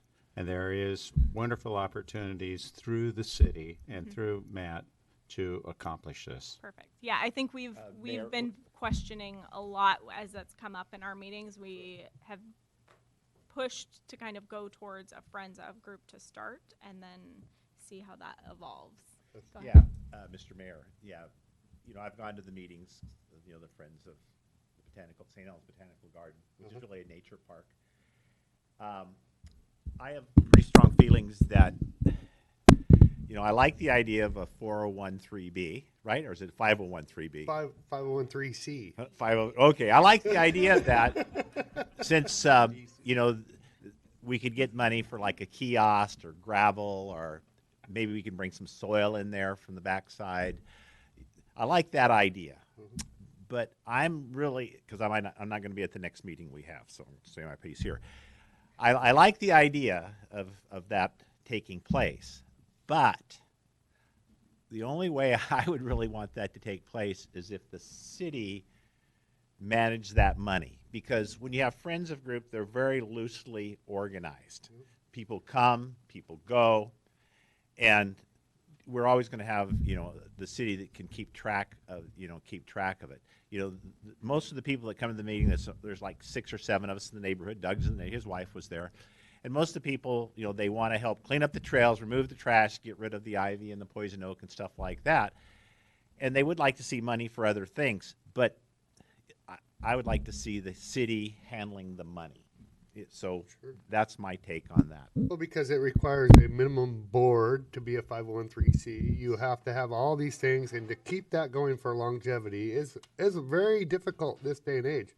Not so much years ago when people were into service work, where people stepped up and like to continue to follow through. People like instant gratification nowadays, are like showing up, being a part of for a few months, and really trying to make a quick difference, and then they're out. Especially if they're treasure. Yeah, I think you maybe. have a park annex behind you that has a question. Patrick, did you have a statement? I had a conversation with Doug yesterday about this too, and involved. Conversation with. I'm used to my big mouth in the classroom. I had a conversation with Doug about this yesterday with Lynn concerning Dalton, and I think that would be really good as we're developing this Dalton Lake, is that the Parks Commission does put together some kind of guideline, and I think that would really help me and others, and perhaps the woman who wants to do something at the botanical gardens, for the city to be ensured that money is being handled in a fiscally responsible manner. I think it would also perhaps attract donations, that donors knew that the city is managing it in a fiscally responsible manner. So I really think that this is a great way to do. We don't need to have a formal organization, but a little bit more, little more formality with some, I think, particularly the financial guidelines. Okay, Carmen, you're doing great. I'm We're gonna get you all the way to the end. done. I'm done. I just wanted to say thank you to all the groups. So there's so many people that help and volunteer and spend time and money. So the Columbia Soil and Water Conservation District sprays blackberries for us a lot. Scappoose Bay Watershed for plant donations. Garden Club and Kiwanis for keeping up our parks. Parks employees do an amazing job, which is great. And then members of the city staff who keep us running and are always providing us updates. We appreciate you guys. And then all the people in the public who come and talk to us at our meetings. So they bring ideas forward, and we appreciate all of that. So that's what I got. Was just going to Questions, comment on, thoughts? I Sorry. like the policies for Friends of, because you're right. A lot of times things get done, they don't come and ask permission first, and it may or may not be something that's really the right thing to do or whatever. Yeah. So, yeah, they need to get permission for whenever they do projects. Definitely. I had just two things. As you get going more and more of these friends groups and kind of semi-independent parks, two things is, one that I brought up a number of years ago is I do a lot of gardening and visit a lot of nature parks around 3-county area, is I'm always very appreciative of quantitative measurements of what you're doing when you call it a nature park. Mhm. And I know that there's an organization that does certified certified habitats, and there's steps for that, and you can have signage for that, and that goes onto a registry so people would know that we care about things like that. And then there's some kind of consistency to help people in that process, and it definitely works for our citizenry to know that we have some measurement, as opposed to this is the green area behind my house and I'm fixing it the way I like it. Mhm. That kind of thing. We don't want anybody to think bad things about all the great volunteer efforts. Are you talking about, I know Jen in the Parks book, she has a definition of nature parks. We have 2 nature parks, Nob Hill and St. Helens Botanical Gardens. Right. And there's a definition in there. Is that what you're talking about? There's actually a national program for certified habitats that you actually get signed.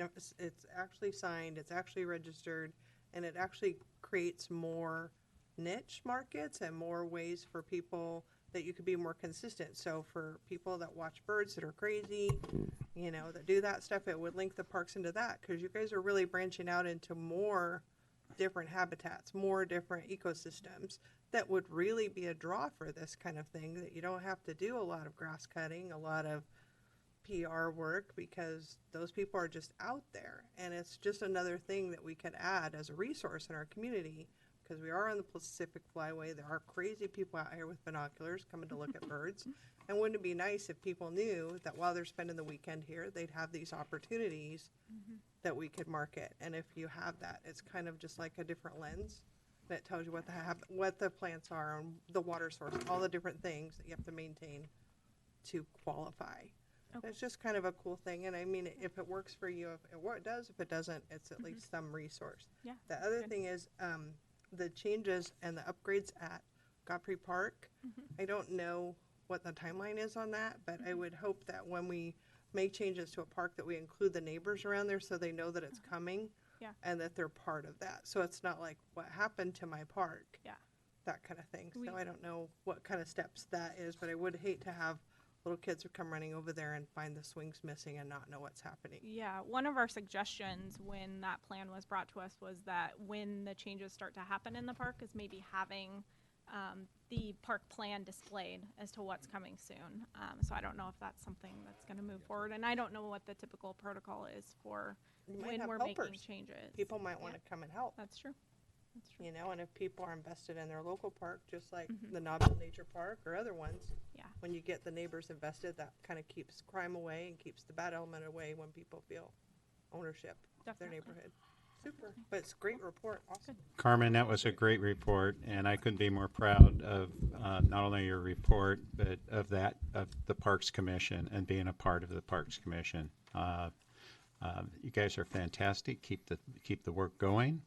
You do great work. I want to say a couple things here before we go here. One is, I know there was a Thanksgiving, but Ginny, as you guys know, she's the one who writes the grants. Without her, probably not too much would happen. I take it Rich Bailey's still here. Yeah, he's on the agenda. He's still waiting back there. But, you know, he does own the property at the east side, on the east side of the Botanical Gardens. And if the city could get, if Rich could get maybe tax credits or something, if he could work out some deal with the city for that property, that would be nice, because there'd be a way to go from, you know, from Belton Road all the way over to Gray Cliffs Road through there. That would be good. One thing that's dear to my heart, as Carmen brought up, was the urban trail. And we spent a lot of time. We are the St. Lawrence Parks and Trails Commission now. And we proposed, a new urban trail that, we'd like to see. At least I would like to see the city moving, forward, on There that was only trail. a couple concerns in that presentation. Other than that, it was really good. I think that was a great point. Where are we? Where are we going forward with that? And I don't think we should lose traction. Because I know, Commissioner Topaz mentioned, he was talking about how parks are an important part of a city, and it brings people here. But, as we brought up in the meeting, an urban trail would bring people here. It would be nice for the people that live here for health reasons, and it would also be a continuation of the grant that we're looking for the boardwalk or along there. There was one other item I wanted to say, but I forgot it now. Now that we're talking about it, Carmen, is there anything else you want to say? Did you have On your urban trails, you have a great deal of work for the handicap. There's one trail that I would suggest you promote. Is we have a whole bunch of stairs for people who want cardiac exercise. I'd look at some of those stairways that are mean, but for the people who want to get exercise, there's some nice loops in town with a lot of stairs, as compared to let's only worry about trails that only non-handicap can use. Well, we had you brought that up at when we presented it, and we think that's really a good idea, because there's lots of alternate ways that people could go on that. One of the things we talked about, you guys have all heard this before, but we wanted a kiosk down by the park, so people could have a map of the city and where the stores were located, where the alcohol outlet was, the OLC, etc. So that when people, came here in the summertime, they could actually look at a map and see, and then there would be alternate ways they could go.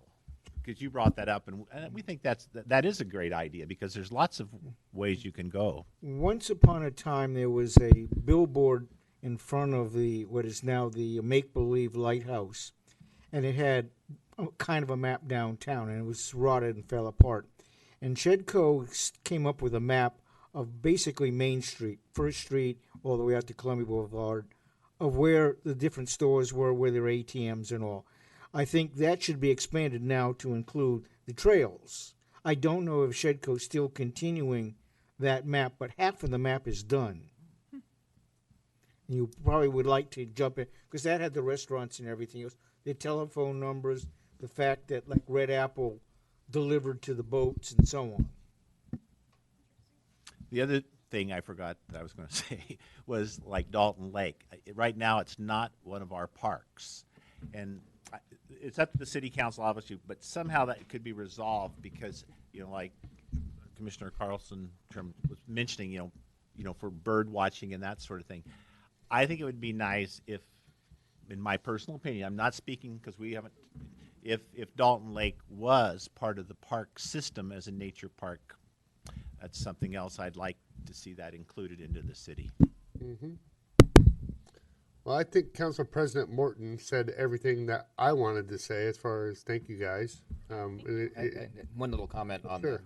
your desire to create a 501c3, and the city as a municipal corporation has the ability to receive tax deductible donation. If the reason is to create the tax a body that- that yeah. you get the tax deductions, Yeah. the city is already that. Can do that. Yes. Without that layer of effort. So. Yep. And it could be designated for one specific. Absolutely. We're not going to refuse that you want to donate a load of gravel and you want it costs this much and you get the receipt for it and you say, hey, I donated this to your park. Yes.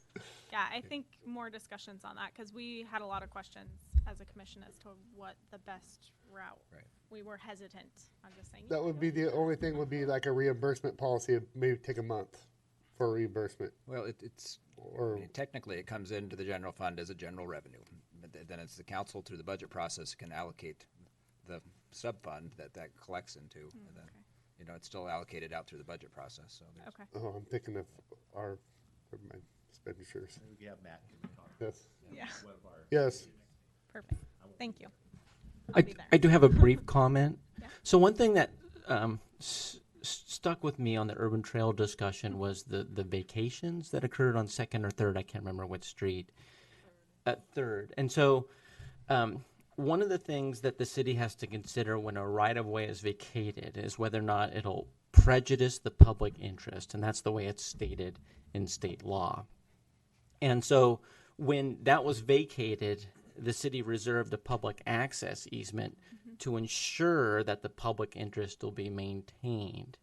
And one of the things you had mentioned was making sure that the trail was outside of that easement as to not be intrusive. And given the spirit of the law, one could argue, and it's always debatable, that you would want to pick your optimum route with public interest in mind.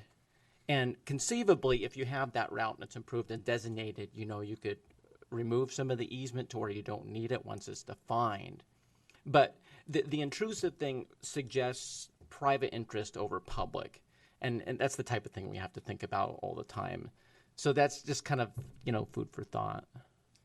We went back and forth on how to approach all of that because we went, well, should we do the sidewalks? Because the sidewalks are in really rough shape and they don't go the whole length anyways. And so we had a lot of conversations about that. So I think we are open to whatever the city staff thinks is best to get through there. Okay. I don't think we're stuck on any of those. People agreed with that, we'd have a pedestrian lane, double on the inside. That was the thing. But the other thing we've talked about too is there is a sidewalk fund, and on the west side of 3rd Street, that sidewalk would have to be totally redone for 2 blocks almost. And I know that some people own parts of that, but as you mentioned, there is a provision in there that says that the city could probably do that. The other thing would be have the city take some of the sidewalk fund and put in actually it'd be a block and a half of sidewalks up through there. That's another possibility on the west side of the road. I just some legal context. So Rick wanted me. I have to intrude here just a bit. Rick wanted me to run the meeting, and we're getting way behind on our agenda. And again, I want to thank you for being here for the report.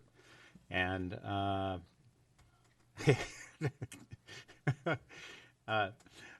and now we have, let me think. Let's see, what do we got? Crystals for communication. Thanks. In deference to being behind schedule and the very long agenda, I'm going to be very fast and not go over everything. I do want to point out in my report that you can find in the packet that I've included 2 extra pages at the beginning to review sort of a broader look at what we do for communications, and highlighting that we have the big umbrella departments that we work for. So I communicate for the city of St. Helens, which is generally all the admin services that we have here at City Hall. We have the police department, the library, and public works. And under those umbrellas, what does that cover? It covers a lot of other things, which include everything from boards and commissions and city council to partner agencies that we work with, operations and maintenance, library services, police services, emergency management, community development. And additionally, there's a list on the next page if anybody ever asks you of what channels that we use to communicate. And oftentimes when we're communicating, we're using all of those channels at the same time to communicate a single thing. And off the list, That doesn't even include things like the police have their first Thursday monthly community meetings where we share information at. The next page has our yearly totals for the fiscal year, which you can see in some areas we've almost doubled the amount of product that we're pushing out this last year. We've also added that print newsletter back in that we haven't had for a while. So we have done a lot of outbound communication this last year. I just want to go over the activities highlight really quick. We had a lot of things happen this last quarter when I was looking through my tracker sheet. We promoted the recreation program activities. Cohigh's back up and running again, so we went back to the monthly City Talk news programs that we do. We piggybacked on a national distracted driver awareness campaign through the police department to push out don't use your cell phone, don't do things that can cause you to be distracted and get in accidents. We had monthly First Thursday community meetings for the police department at the Columbia Center. We didn't have one in July, but we will have one again in August, and it's going to be on our reserve program. I worked on converting our social media archiving to a new vendor and getting all of our communications accounts, which I think we're up to 15 at this point, onto that new archiving service. So that now brings us into hopefully full compliance with records retention rules. The PD had a number of cases over the last quarter that required some additional media work, including some mail theft that's been ongoing and a stolen vehicle. The library for National Library Week combined with other Oregon state libraries to do a puppet mascot campaign that we participated in. We launched that UB stuffer insert in utility bills that went out at the end of May that replaces the Gazette that we used to do. Signed us up for a membership with a government social media organization, which is a national organization for communicators in government that use social media. We had our boards and commissions appreciation banquet. We promoted the events and follow up on the grant that the library received for additional STEM programming, so science, tech, engineering, and mathematics that they had this spring. They also were able to hire a part-time high school student to help Gretchen out with some of those events. We had our housing needs analysis public meetings that we promoted. We had numerous job openings and boards and commissions openings over the last quarter that we promoted. The summer recreation guide came out, which also meant not only reviewing that guide, working with Matt and Shauna, but then advertising it in all the events that followed. The library had a bookmark design voting contest, so we did some online, they had like an online voting thing and an in-house voting thing that we did, and now if you haven't seen the winners, you can pick up their bookmarks actually at the front desk here at Becky's desk, but they're all being distributed as bookmarks in the summer reading program to the community. We had Citizens Day in the park, so we did some heavy advertising with that. That was sort of last minute in getting that info out. We had the Columbia County Reads. It worked. It was great timing this year because of the parade the week before. Yes. We had Columbia County Reads, so we took the lead on promoting all of that for all the other libraries throughout the county. We had the If Our Mayor Student Contest. We did monthly electronic email newsletters. We advertised the new police fleet that we have through Enterprise, and I worked with Tina on some photography needs for a video project that she's working on to promote St. Helens tourism. The police had their bike and rodeo fair, worked on doing some council meeting recaps on social media, and ran into an interesting problem on Facebook, which was that due to the national political hacking, election influencing, false information sharing, Facebook is really locking down what you can advertise. And we are considered or flagged as a political page because of the city council information, even at a local level. So our recap of your council meeting actually did not go out to anybody, and I got a notice from Facebook that I had to register as an individual to be able to post anything political to Facebook. So I went through a whole registration process with Facebook, which involved giving them my personal ID, having them mail something to my personal home account that I had to then upload to Facebook to get them to do a background check on me to approve just for our city account that we can share That is information. crazy. That people can print other information that's political and untrue, but they won't trust a government agency. Yes. Wow. So wow. John, in Human Resources, is Crystal then covered by the city for any liability concerns? If we go Affecting if the we course go of their that route, job, yeah. okay. So that's taken care of now. So we can continue to share stuff that happens at council meetings. That just amazes me. It was actually rather terrifying because part of the review process, I have a work admin account that I use that's connected to our city pages. And that work account doesn't have any of my personal information on it. Facebook, through the verification process, asked me to identify people that I knew personally and somehow linked me to my private account and were able to save through friends that I have in my private account, wanted me to verify on my work page that I knew these people out of this list. It's really kind of terrifying, but we are highlighted to go on Facebook as far as sharing local information again. We also did some updates on the splash pad when it was down for maintenance and when it was up again for the summer so people could start using it. We started it up a little earlier than usual because it was hot for a little while. We helped promote the Campbell Park Little Free Library, which unfortunately was vandalized multiple times and is not there right now. We had the branding and wayfinding signage installation, which happened that we've been promoting a couple times, and we actually just did another update again on that basalt veneer that's been added. We did a number of promotions on the Gray Cliffs grant improvements for the non-motorized vehicle usage down there. I worked with Sharon, who came up with a list of some engineering project highlights that we wanted to kind of coordinate, highlighting some of the stuff that engineering has been doing. So you can see a number of the ones that we focused on, like about every other week, that we pushed out through multiple channels. We have a list that we're working on for the summer that will include the reservoir project as well as some crack sealing that we will have going on this summer. We did a number of newspaper ads that we paid for to publish in both the Spotlight and the Chronicle. That included a holiday Don't Drink and Drive campaign that runs through 6 publications in the Spotlight. We had a Memorial Day ad, a recreation program business guide ad that went out in the Chronicle's countywide business guide. We did a ad in Tours and Freshwater News, and we advertised Citizens Day in the Park in the Chronicle.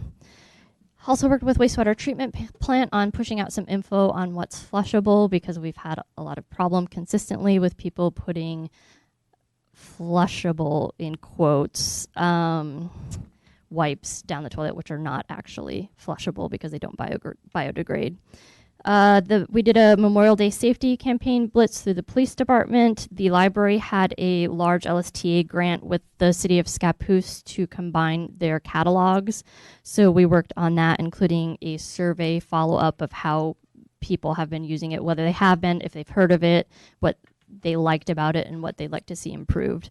We had a number of community events that were promoted, including 13 Nights, which still goes on through August, Citizens Day in the Park, and the Kiwanis Community Parade.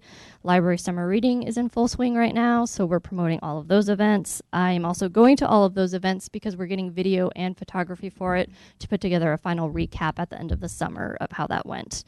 The police department has a youth academy coming up, so we've been working to promote that. Unfortunately, the info for that went out after school was already out of session, but we have extended the deadline to apply for that. So if you know of anybody who's 16 to 19 who would like to apply, they have until this upcoming Monday, to apply to that, and it's a day-long academy held at the high school on a Saturday, next Saturday. We also advertised the rec program and park funding public forum. There are a number of those that we promoted. We've been doing updates on the Veterans Memorial Expansion Project, and we'll do another update again once those final plaques arrive, which will hopefully be before, now I'm told, Veterans Day this year. We highlighted Public Works and their railroad right-of-way cleanup along the highways. They're doing some improvements there to make it easier to maintain and also make it look a little better as people pass through. A lot better. Yes, worked with Ryan in particular, but also Matt and Shauna on doing the groundwork for launching the rec program's dedicated social media accounts, which those are up and running now. But I'll cover that more in the next quarter's report. I also went over to Sand Island, worked with Tina and Brad to do some improvement photos for them so that they could start launching reservable spaces for that area. We had a number of new employees that we had that started that we got photos for. We worked on a survey I think all through June on summer movies in the park that we're going to have in August through the rec program. We're about ready to push that info out now that we have all of the 5 movies that the public voted on that they would like to see. So that's a free movie series every Saturday in Columbia View Park through the rec program. The 5th or 4th Police Reserve Academy graduation happened. So we did some highlights of that. I worked with Jenny on getting some updated photos of the city that have happened over the last year for your next big grant submittal that you're doing for the Build project, and went to the Legacy ribbon cutting to get some photos to promote that. We also have another open house I think we've been invited to for the cat housing. That's this week. And then for the future, I'm continuing to work with Ryan. He is sending me information and timelines. We're working on some promotions for growing the rec program's social media accounts, so we'll be working on that this quarter. We also will have the fall winter recreation guide that's coming out that needs promoted. 13 Nights on the River is still going on. Spirit of Halloween Town is coming up, which always takes a great deal of time to work on the media piece of that. The Library Summer Reading Program will have an events recap that goes out. That'll take some time. I'll be at the Youth Academy the end of next week to get some promotional photos for that. So if that goes well, I think they plan on wanting to do that again as an annual thing. We are going to work on building the recreation program's video and photo archive over the summer and winter so that we have a good stock of photos and video that we can use to promote future things over the years, and we don't have to keep going to all of the events to get the stuff that we need. We'll continue to have our monthly First Thursday police community meetings and working with Sharon on those engineering project highlights. That's all I have. That's a lot. Does anybody Can I weigh in have real any? quick, Mr. Mayor over here? Yes. What people don't understand about Crystal is that at 5 o'clock when people go home, she doesn't. And I can't stress enough how important she is. Not her position, but Crystal. I communicate with Crystal every day of the week, if not multiple times a day, after hours, 2 in the morning. And she is such an asset to this community. I just can't express how appreciative we are. You just seen in a quarter report, which most cities do in a year, and she's doing it alone.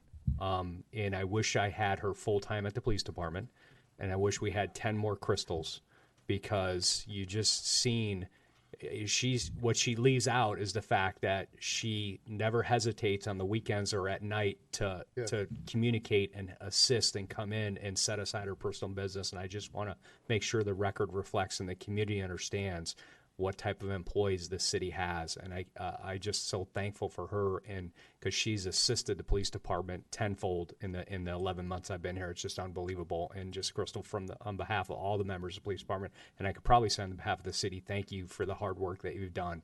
And that's just a quarter of what you're reporting on. And it's just, it floors me that this young lady continues just to be the epitome of what we all strive to be. So sure, and it's now more than ever a crucial yes. Here. And now more than ever, it's crucial to actually get the facts out versus what way people perceive things. And she's went through a lot of work to now start addressing our meetings and get them out there too. So now you're going to be in a fight with us. Understandable. Because we're going to want to make sure we get our stuff out there correctly. Right. You can have information 2 ways. You can have it right, or you can have it right now. Yep. Right. That's right. That's exactly it. So, yep.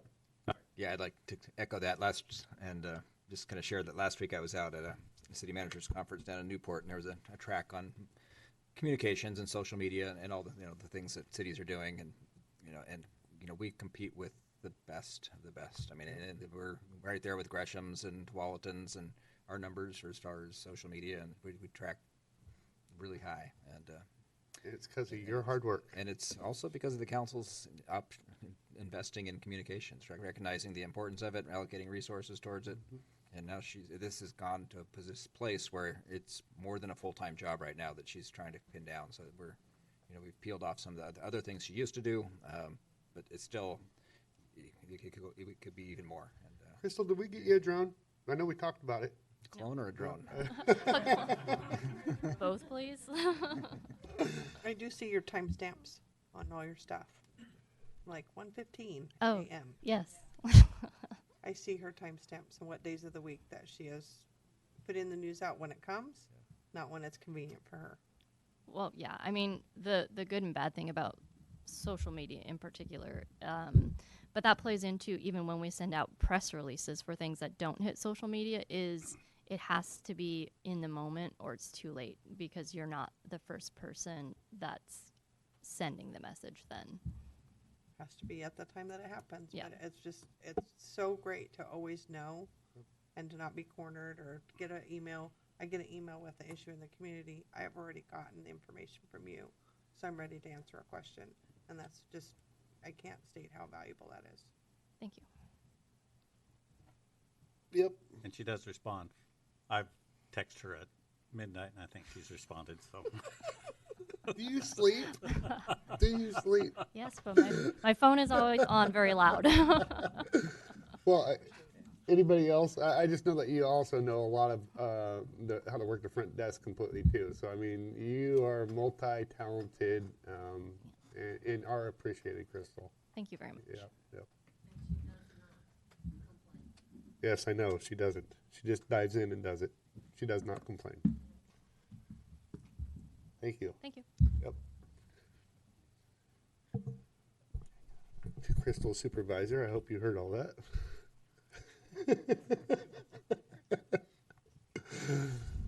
Okay, so now we're going to discuss Forest Trails subdivision development agreement discussion. So, yeah, I don't. Not necessarily. I mean, this is something that you saw over a year ago. Planning Commission had a hearing on it in April. City Council had a hearing on this in May of 2018. And this is the development agreement, which is a component of what was formerly known as the Bailey subdivision. They've renamed it to Forest Trails. Surprisingly, they didn't choose to name it Bailey's Nightmare. But it is called Forest Trails now. And if you recall, there was a wetland significant to the city. It had an upland protection zone. They wanted to use some of that, so we needed a development agreement for that. We did have, and a major component of that was a protection area management plan, which shows how they're going to restore the natural areas and maintain them and stuff like that. We did have one that we all agreed on around February or March of this year. And when we checked the site in late March, it really wasn't being followed, and so we had to intervene a little bit. And so this would have been before you sooner.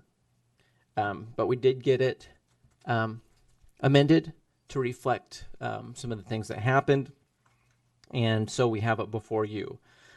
This is an ordinance for first reading on tonight's agenda because it had been a while since we've seen this. I felt, well, I should probably explain it to you. And it's been a long time since we've seen one of these, over 12 years since we've seen an ordinance for a new development agreement related to a subdivision with wetlands. I think that's the meat of it. I just wanted you to be aware of what's going on if you had any questions. I should also note that, obviously there's a lot of planning stuff on this agenda. And I know what Rich's "please help me" on this face looks like, because this kind of came up as a surprise. So there were some late nights here finishing this, so it could be on this agenda and move. Anyways, that's what this item is. Any questions on this matter? Where are we on the mitigation process of the wetland? I'm confused. I need to know. Okay. I'm asking to know. Sure. So the ordinance and all the attachments are part of the regular session. And this is a wetland that has a 50-foot upland protection zone. And what the code says, if you want to use some of that for lots, you can, but you need the development agreement. The outer 25, some of that will be roadway along Sykes, and a lot of it will actually be for the site's storm water infrastructure. Some basins in there to control stormwater flows. And so they will need to install a fence, and that'll be required before the final plat. But a lot of the restoration will occur in the fall when it's appropriate time to plant. And that's built into the agreement. And so it hasn't, I mean, what needed to happen during construction is there. But some of the plantings and stuff like that will occur probably after the subdivision is final and Rich is building houses. And what's the monitoring time? There's a 2-year contract to ensure plant survival, and there's an annual report that's required before the council a year after adoption, to keep everybody up to date and make sure things are happening as they're supposed to. And that goes through the DSL, or does that go through the city and then to the DSL? This is not a DSL matter. The wetland itself is not impacted, only if the protection zone was just specifically a city matter. Okay. It was delineated by DSL, so DSL concurred on the boundaries. So we knew that, we had people supporting that, so we weren't just... Are you flexible on the fencing? The city have any flexibility with the fencing? I mean, fencing could be 4 feet or 6 feet or whatever. What's it called for? Yeah, we had some provisions in there. Let me find that.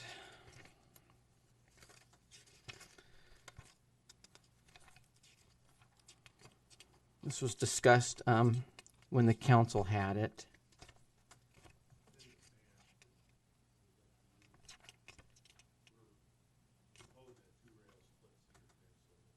Okay, thank you. That's good enough for me. Subject to city review and approval, be uniform, include a gate on each lot, shall not obstruct the trail. Type design, provide maximum protection of the protection zone while also minimizing visual obstruction and allowing stormwater flow. I think a split rail will probably work. Thanks. But we needed to get this adopted before we move down that road. Thank you for sharing that. Anybody else have any issues with what's being proposed? Okay. Hey, if it's going to be a warm summer, make sure to irrigate those plants. Well, she gave us 2 dates. She wants us to Stacy for wetlands. Yeah. We want success with that. Later October. Yep. Good. Yep. It's built into the agreement. Yeah. Great. She's right on that.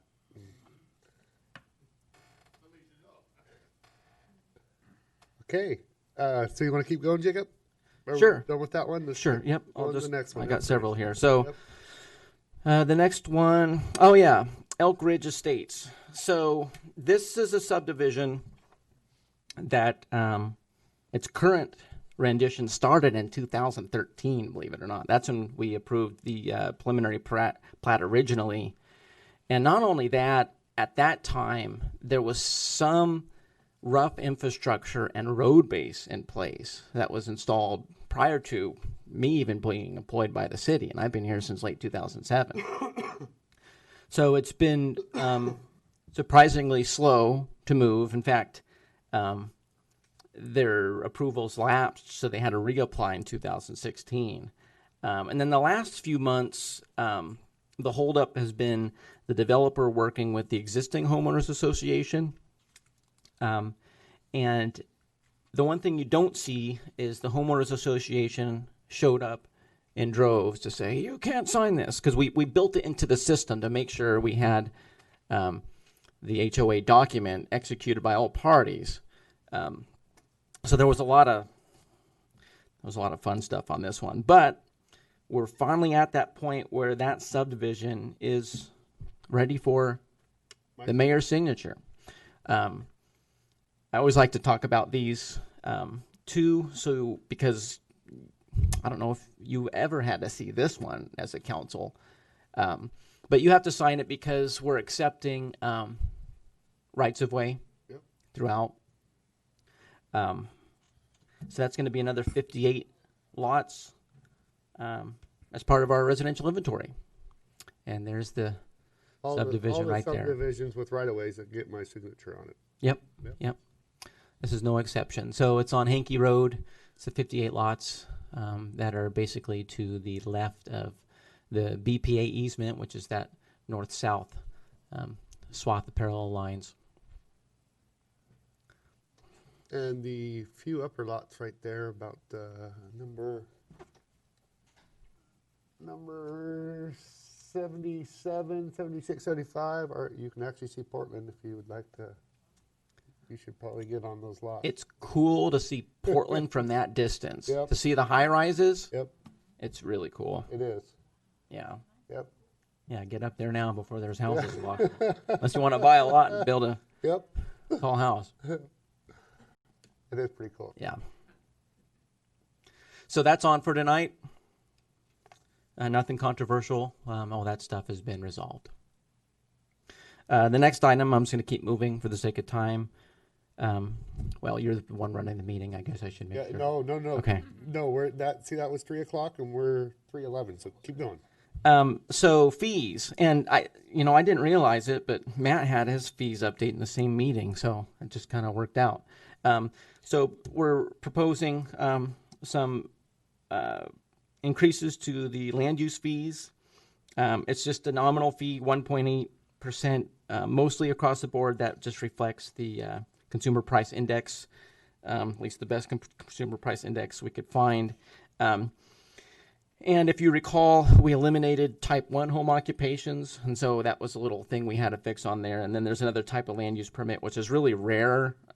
I've done one years ago and had a second one just a couple weeks ago. It's a non-conforming use determination. It wasn't listed, so we just wanted to make sure that was on there. So we have these fees on the agenda. This is a resolution for night to be effective August 1st. And this is probably one of the most basic increases I've done since I've been here. It's just a basic increase to keep up with inflation, with just some little tweaks for some of our changes to applications. So that's on your agenda for tonight under the resolution. Okay. Now this is something you have asked for years.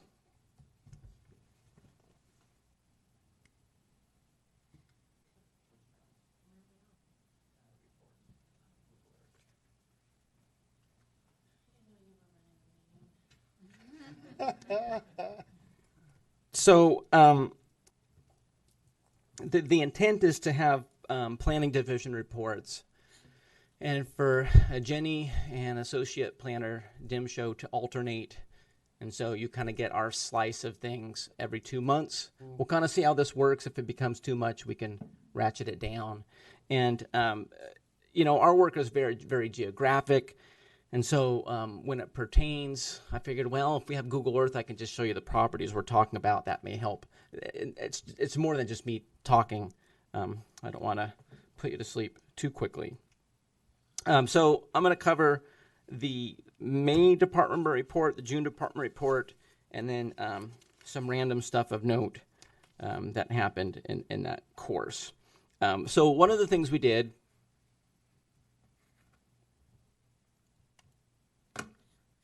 there you go. Back in May,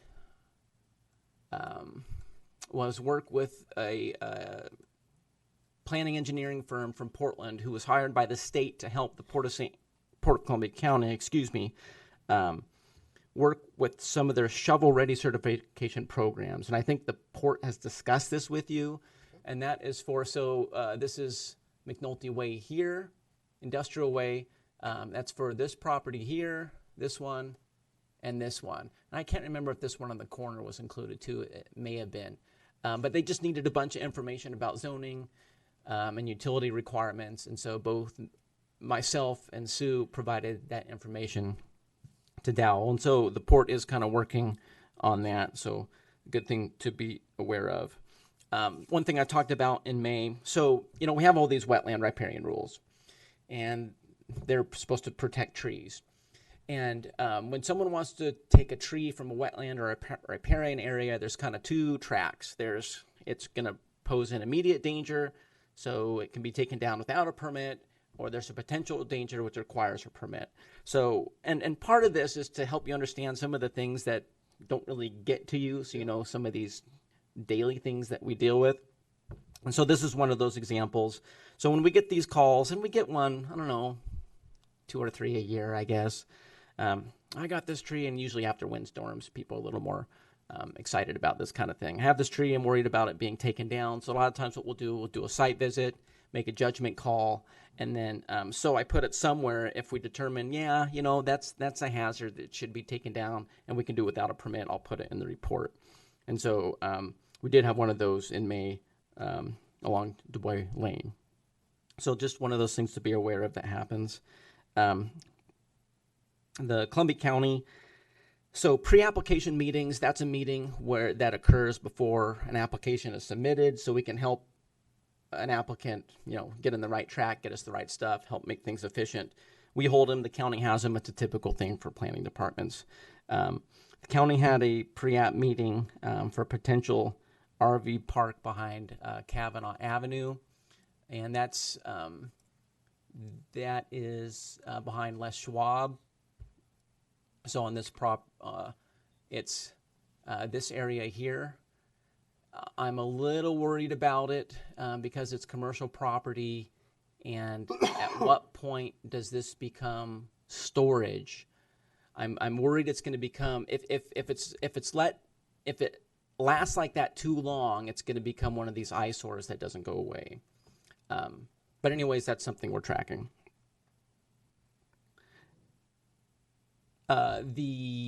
Both Associate Planner Dimshow and I also attended a pre-app meeting then for a potential used car sales lot here. Now this one's interesting because you probably have seen some of the cars and stuff out there for a long time. And so they were doing a lot line adjustment, or they proposed a lot line adjustment, and I don't know what happened with communication, but they kind of jumped the gun putting stuff out there.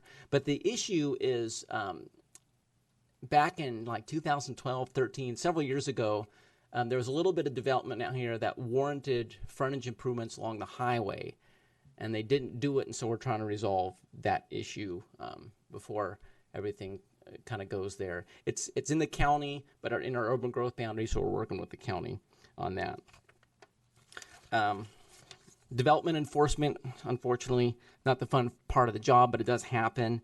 For a while, you probably noticed the Connex box and along a residential area on the corner of 16th and St. Helens Street.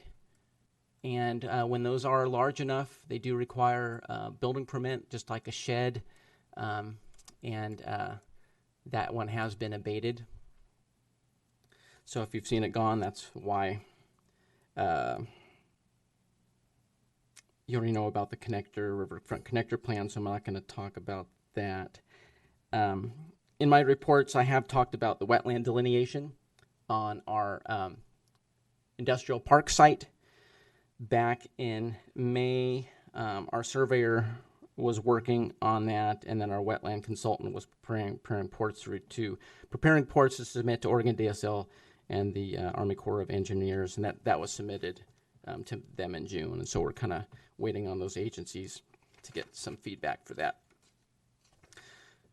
So that's a brief overview of May stuff. June stuff. So in June, we had a pre-application meeting here at the city for a pretty substantial project here. So this is the old transfer station. This is Walmart. This is the little mini mall complex with Mon Pizza, Starbucks, etc. And I now have an application on my desk. This is for an apartment complex, and right now it's 238 units. I'm deeming the application complete. I don't know if that's going to change. And this is an interesting site because it's totally loaded with wetlands. There's wetlands all over. These wetlands here, the ones significant to the city, so they're proposing to keep these. They'll have to deal with DSR and Army Corps to get rid of these. But as a comparison, the apartment complex project here was 240 units. So this one is 238, even more. And of course, the big thing on people's mind is going to be Gable Road, what's going to happen to the traffic on Gable Road. So we're going to look at that traffic analysis very carefully, I assure you.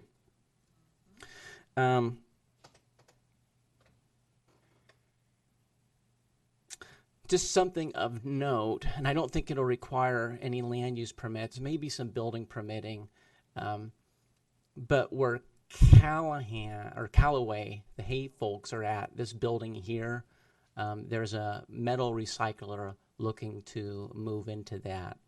And it may be fairly seamless with Callaway moving and them moving in. There's still some building code issues to work out. But I talked to them, let's see, about 10 employees on the largest shift, and I asked them if they had hired anybody. They will probably hire some local folks, so that's always good to know. Another one of those fun Conex box issues that we're dealing with is on West Street by Deal Island Road.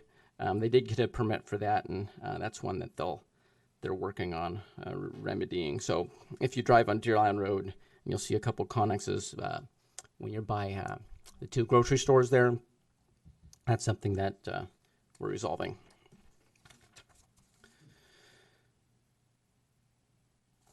Now, random stuff that's happened in the last couple months.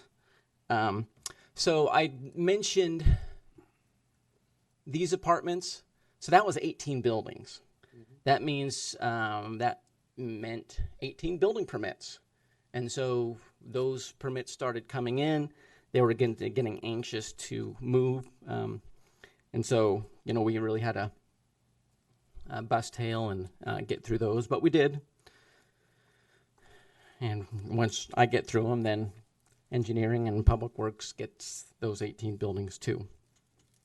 I've been discussing with some of the owners of property around this area.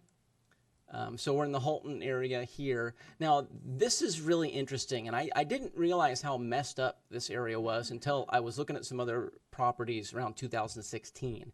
So Sedaris Construction built these condos here, and it was supposed to be a much larger project, but they ran into some financial issues, and the judge at the time allocated lands to the various lenders and resulted into some illegal land divisions. Oh.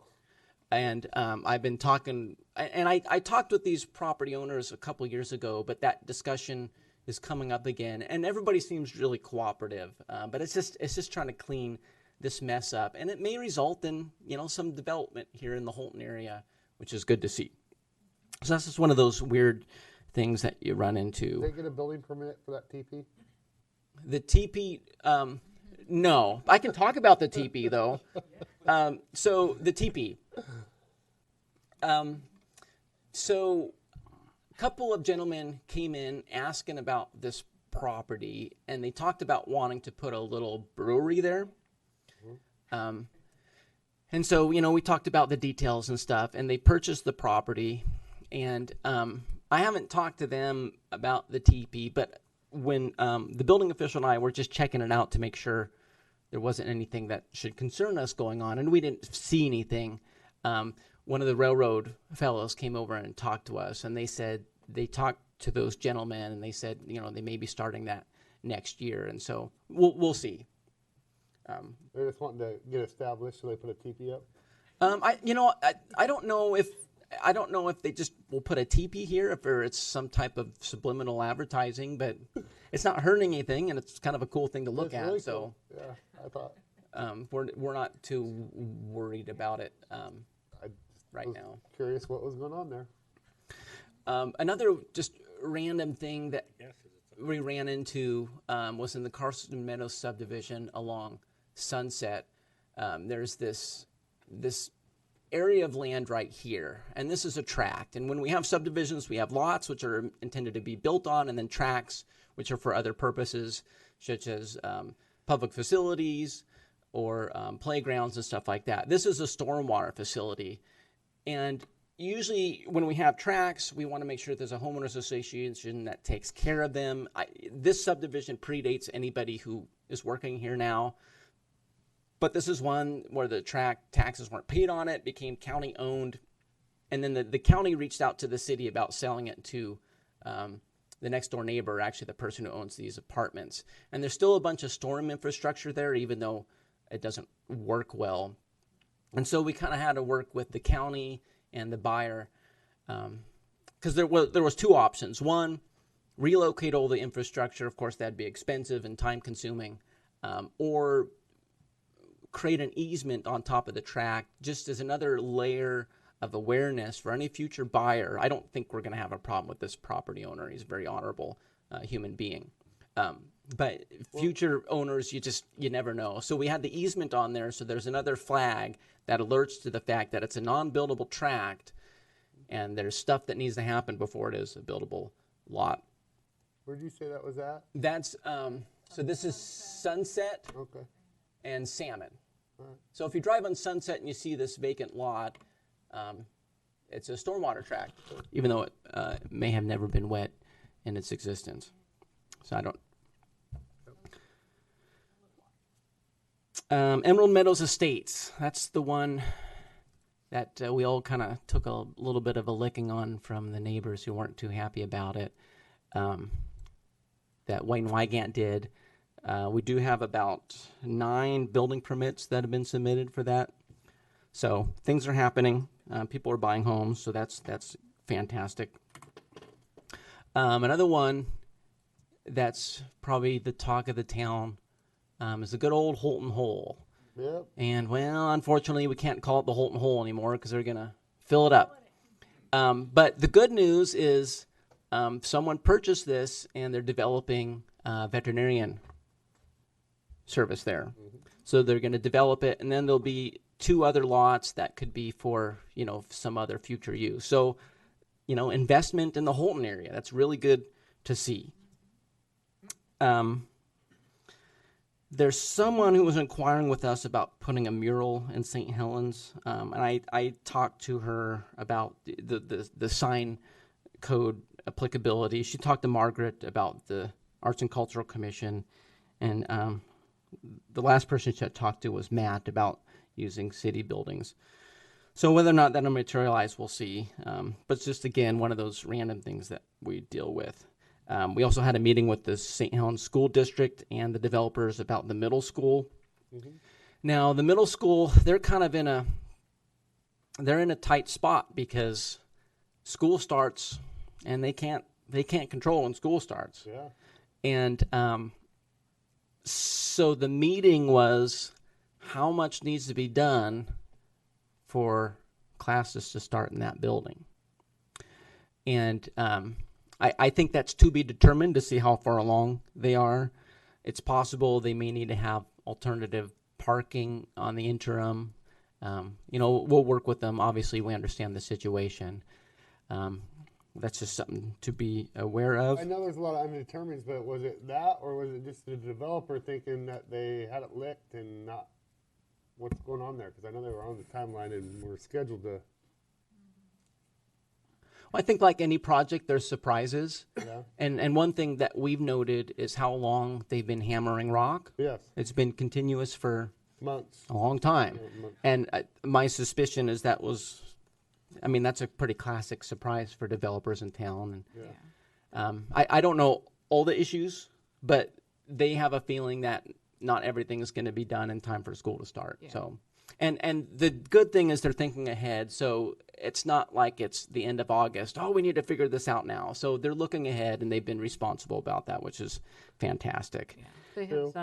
They had some issues with getting some of their materials in a timely fashion. And then also they have some abatement that they need to take care of in the old school before they can do demolition. Okay, so that the abatement, will that actually affect the old school potentially being used? Are they darned if they do and darned if they I don't think that was really an option. No, that's for not an them. option at this point that I'm aware of. Yeah, it seemed pretty clear that that was going to go away and that they'll have to use the new building. I was going to ask that, yep. The gymnasium may not be built, and there may be some stuff like that. But so that it's probably going to be the biggest challenge for our building official on what's in that building to be safe for the kids. Community action team. This was kind of brought up earlier. That is finished, and of course, one of the things we do in the planning department is when a project's finished is do a final inspection to make sure everything's done like it should have been. And a lot of the heavy lifting was at the beginning because we had to do some density transfers to this property here to get the amount of units they wanted and shared parking agreements. But it all worked out, and the final inspection was pretty good. We noticed that they were using an outdated landscaping plan, and if this was a larger project, that could have been really painful. But it was an easy fix, and so pretty smooth. And of course, this Friday is the grand opening for that, as some of you probably know. So it's good to see some of these. You put a lot of hard work into it, and they actually get done. Another thing that I know the council is, I'm sure, happy about is what's happening down here. So we had this building here, and there's a restaurant there. There's something that's breathing life into downtown again. And the restaurant is so successful that they have to expand into a neighboring suite for food storage because they're running out of food too fast. So that's one of those things that it's a minor building permit, no land use permit, but one of the things you like to talk about, because I know there was concerns from the council for a while about uses in the downtown that don't result in street life. And I remember saying, it's just a matter of attrition. Just let the economy turn. And luckily I was right in this case. And then the final thing I want to talk about is DHS moving into an area that actually hadn't been used. So this is Columbia Commons, and there's an area right in here that has been vacant for many years. And Oregon DHS is moving to that for offices. And not really a major planning issue. The only reason I'm bringing it up is one of the things that we do is address management. And address management is hardly ever controversial and hardly ever gets to, to the council. Oh, we assigned this number. We don't like this. I mean, you don't hear that. I only bring it up here because this property is really messed up as far as its suite numbers are concerned. And so that was the one thing that at least the planning department had to deal with that. And we kind of coordinate addresses and stuff like that with the postmaster. Sweet. So that is the fun for the last 2 months. Any questions about that or other things that may be burning in your mind? Any questions? Any questions? I appreciate the report. Wow. Thank you. Thank you. Good to know what's going on. With that, we're going to do department reports. So we're going to start with Chief Greenway. Thank you, Mr. Mayor. Just a couple things to go over. We had a kind of a busy month. I'm sure everybody's aware. One of the areas that I'd like to, a positive thing is because of the collaboration we had, and thankfully to Matt Brown, who turned us on to Portland Community College. We moved the trailer from the St. Helens School District on our property, and Matt hooked us up with Portland Community College. We were able to secure estimated between $8,000 and $10,000 worth of free tables and chairs.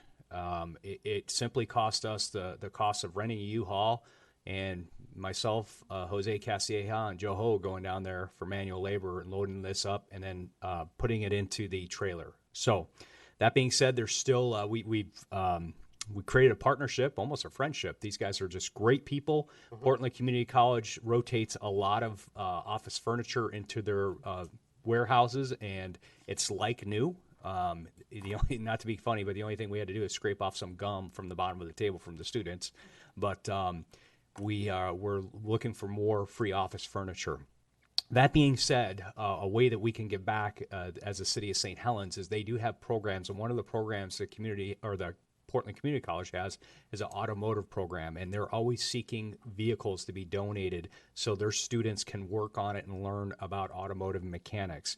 And we do have the old police vehicles that normally are marked as surplus and then sent to auction. And on average, talking to some employees, the history is about $1,000 we would recoup. So I'm looking to see if the council will be willing to donate one vehicle to the Portland Community College in good faith and goodwill. Because they basically gave us $10,000 worth of free furniture and are, again, looking to secure some cubicles for the other half of the trailer at no cost to us. We can work on all the legal forms and everything with Matt and their legal department, but they would be more than appreciative of receiving a vehicle. Humbly, I believe it's worth it just to continue to support, future education for all of Oregon, in the trades of automotive. And that way, that's how they operate this this class is off of donated vehicles. So I'm just looking maybe for a head nod if we can start moving that direction, and I'll work with Matt diligently to. So do we have 2 vehicles? We have more than 2. We have about 8 that are going to auction. When we replace the new fleet, they're sitting out there stripped down. We just have to get them declared surplus. They go to general auction.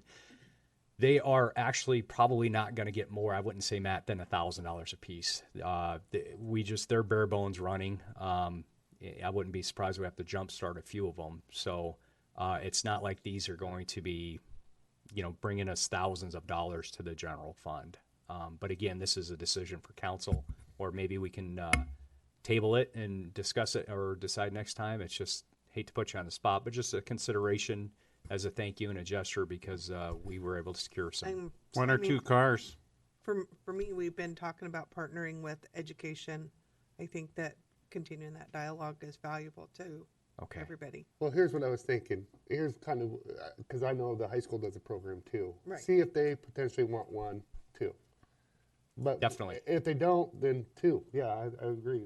2 cars, But check with our local high school too and see if they want. I will do that, and that's in good faith because we had the trailer. It actually is coming in. It's great. We obviously needed it in the last 2 weeks, and we put it to good use, and it just kind of all fell together at the right time. So, okay, I will. I'll check with Scott Stockwell and Keith.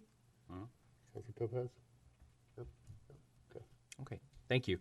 Crystal touched on our youth academy coming up. Working towards that next Saturday, and then we do have our first Thursday coming up in August, which will be a presentation on our Reserve Academy. And we historically gain 1 or 2 reserve officers to come on full time within the St. Helens Police Department. So that's a good program. So just to recap the last 2 weeks of what I can talk about, because we had a violent crime in our community that kind of rocked the foundation, and something that is not normal for this area, specifically this community. But I will tell you that, as just like I spoke about Crystal, is your employees of the St. Helens Police Department and the surrounding jurisdiction that helped out with the initial response were nothing short of phenomenal. You will see in the future, we're going to recognize some officers who actually, what I believe, saved the life of one of the victims because of their training and their ability to think on their feet. We had absolutely 100% participation from your employees' police department being called in the middle of the night to come assist on this case. Yep. Without divulging too much information, worked diligently with our state and federal partners, and he was taken into custody as our news relief that we work with Crystal, who also came out that night to help us kind of corral the media and everything, which is normal part of the case. But again, it's the partnerships that we build and the systems and plans we do before and we put into place, from the minor things like that trailer turned into our briefing room with other jurisdictions coming. And thanks for Matt to that, to the furniture. It just all comes together. And today I got a nice email from our DA, Jeff Oxier, pointing out to Lieutenant Joe Hogue, who actually spearheaded this investigation. It's not over yet. We have a lot of legwork to do, but the good news, if I can report, is that our suspect's in custody. He will be extradited back here to Columbia County. We're working on that plan right now to face the justice system. But DA Oxier had pointed out and gave thank you to Joe Hogue, who actually I gave Joe some direction and got out of his way, and he put together the team of investigators within the St. Helens Police Department that were able to bring this to justice. And it was not easy, I'll tell you that. It's very complex. If you look at the amount, like you mentioned earlier, Mr. Mayor, the 4 Cs, a lot of speculations, a lot of rumors, and we don't talk during this investigation. And just like I won't say certain things now, because we don't want to compromise this investigation or the wheels of justice either way. We don't want to influence this case, and there's certain things that we just don't talk about. But I will tell you, on behalf of the men and women of the St. Helens Police Department, thank you for your support. This was a collaborative effort. It wasn't just the police department. It was people from the community stepping up, and maybe not that night, but just the donations and the support, and just, again, thank you. And the systems we put in place, I think, paid big dividends for this community. So, and that's all I have for my report. So, yes, I just want to compliment your leadership skills too, as well, because that has been very noticeable to at least me, and I think the rest of the council. What you have brought and gave these guys lit a fire underneath their ass, so to speak, and said, "All right, here's what I want you to do. Deal with it, and I'm here if you have questions." Right. And that's awesome. I mean, that's just great. And so, in the short little amount of time you've been here, what? It's 10 months now. Yes. Yes. Yes. I don't sleep a lot like Crystal, but I appreciate it. I have a lot of work to do. And again, as much as I'd like to take credit, it's not me, it's the men. Well, it is you though. I want to recognize you on this, the way you think outside the box, and you're constantly protecting not only our officers, but our citizens, and they don't even realize what you are doing behind the scenes. And myself and Councilor Locke are probably informed the most. You've created a space that's made it okay for them to shine. And Yep.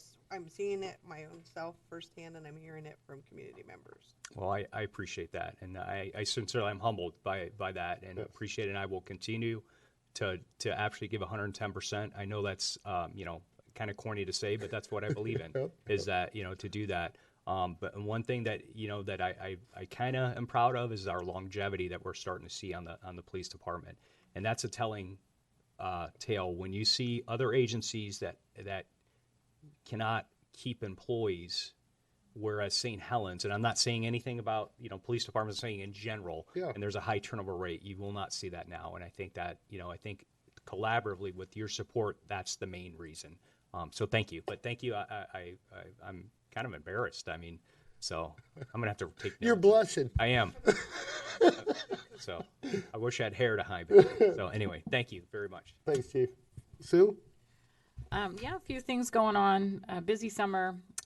We have a bunch of our public works staff out at the middle school site, what Jacob was talking about. They're helping them with their utilities and getting all the old water lines, trying to shut those off, making sure that everything is safe so that they can abandon some of the older ones, build some of the new ones. So they're out there actually today, or have been out there today, working with them to get that coordinated. They've also been trying to track down a fairly significant water leak up, again, projects that Jacobs was talking about up near the Holton Hole site where the veterinarian's office is proposed.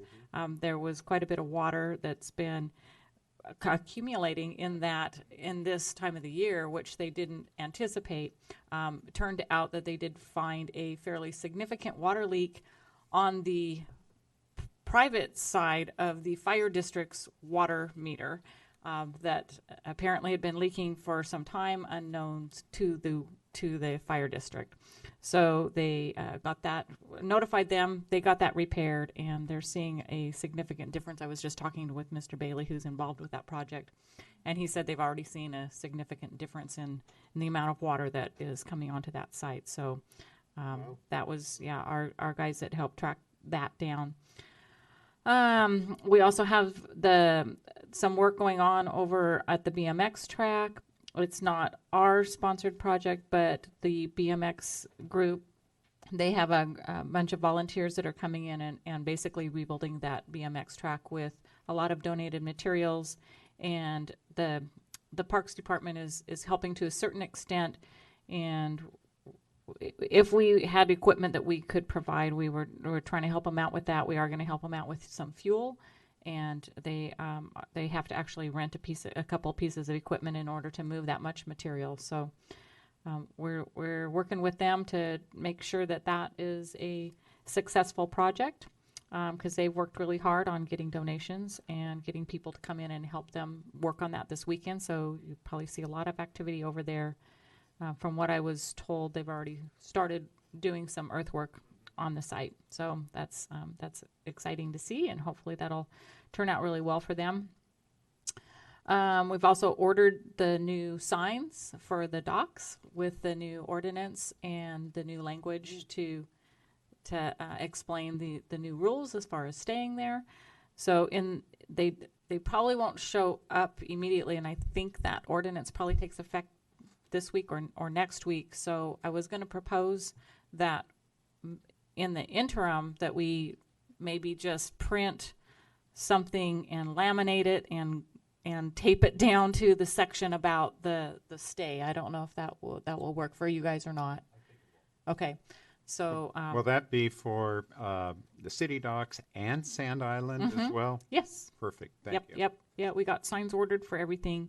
We're going to put up one sign on each one of the dock facilities that has basically the entire ordinance on it, all of the rules, and then just have a couple of more simple signs on each one of the docks that just, no swimming, and this is the time limit that you're allowed to stay.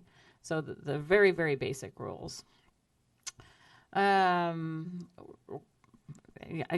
to kind of go along with a lot of the things that Jacob was talking about, we just got some plans in to review for a subdivision that has been approved quite some time ago on North 15th, right just north of St. Helens Street. So if you're on St. Helens Street, turn right onto 15th like you're going towards the middle school, and it's the property on the left-hand side.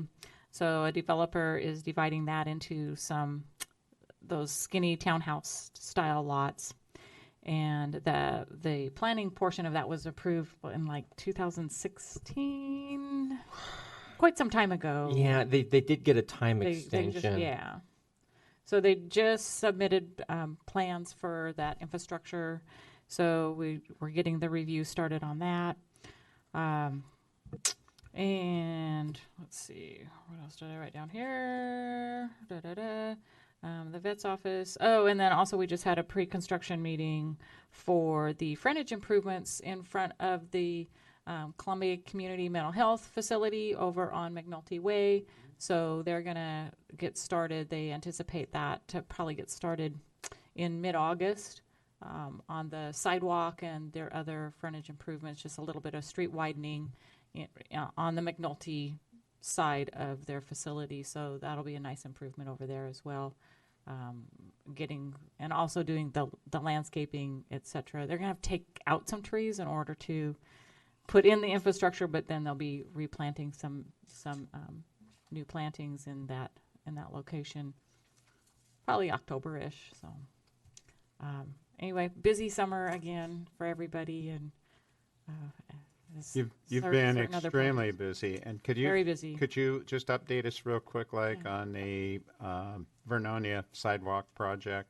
Yeah, the engineer called last week, said that the plans, their 60% draft plans, they are in their QA/QC process right now, and so we should be seeing them actually any day, so that we can get a preliminary look at how they envision that project to move forward. Great. And yeah, we're looking forward to that. Anything new with Gable Road? Oh, Gable Road is moving along. I guess the only thing new with that is that as they were trying to reconnect some of the storm facilities out in front, right now, as everybody's aware, they're working basically between the highway and up to that first entrance to the high school, so in that general area in there.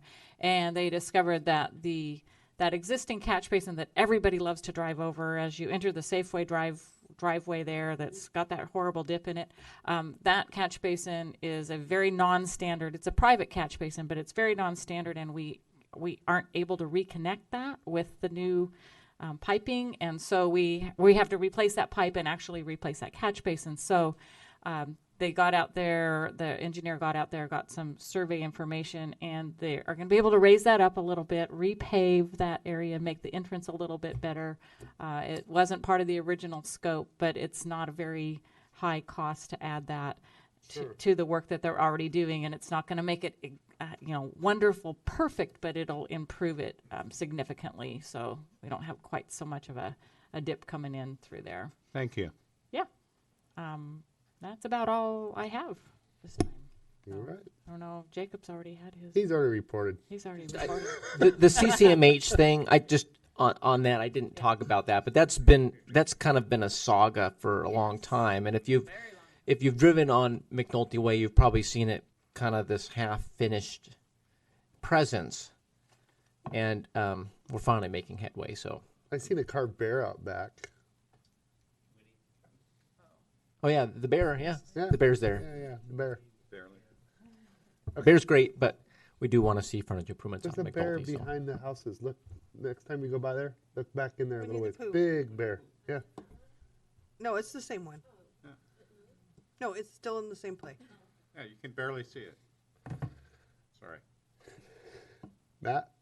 I just have 4 things. I handed out the recreation annual report that Crystal helped put together.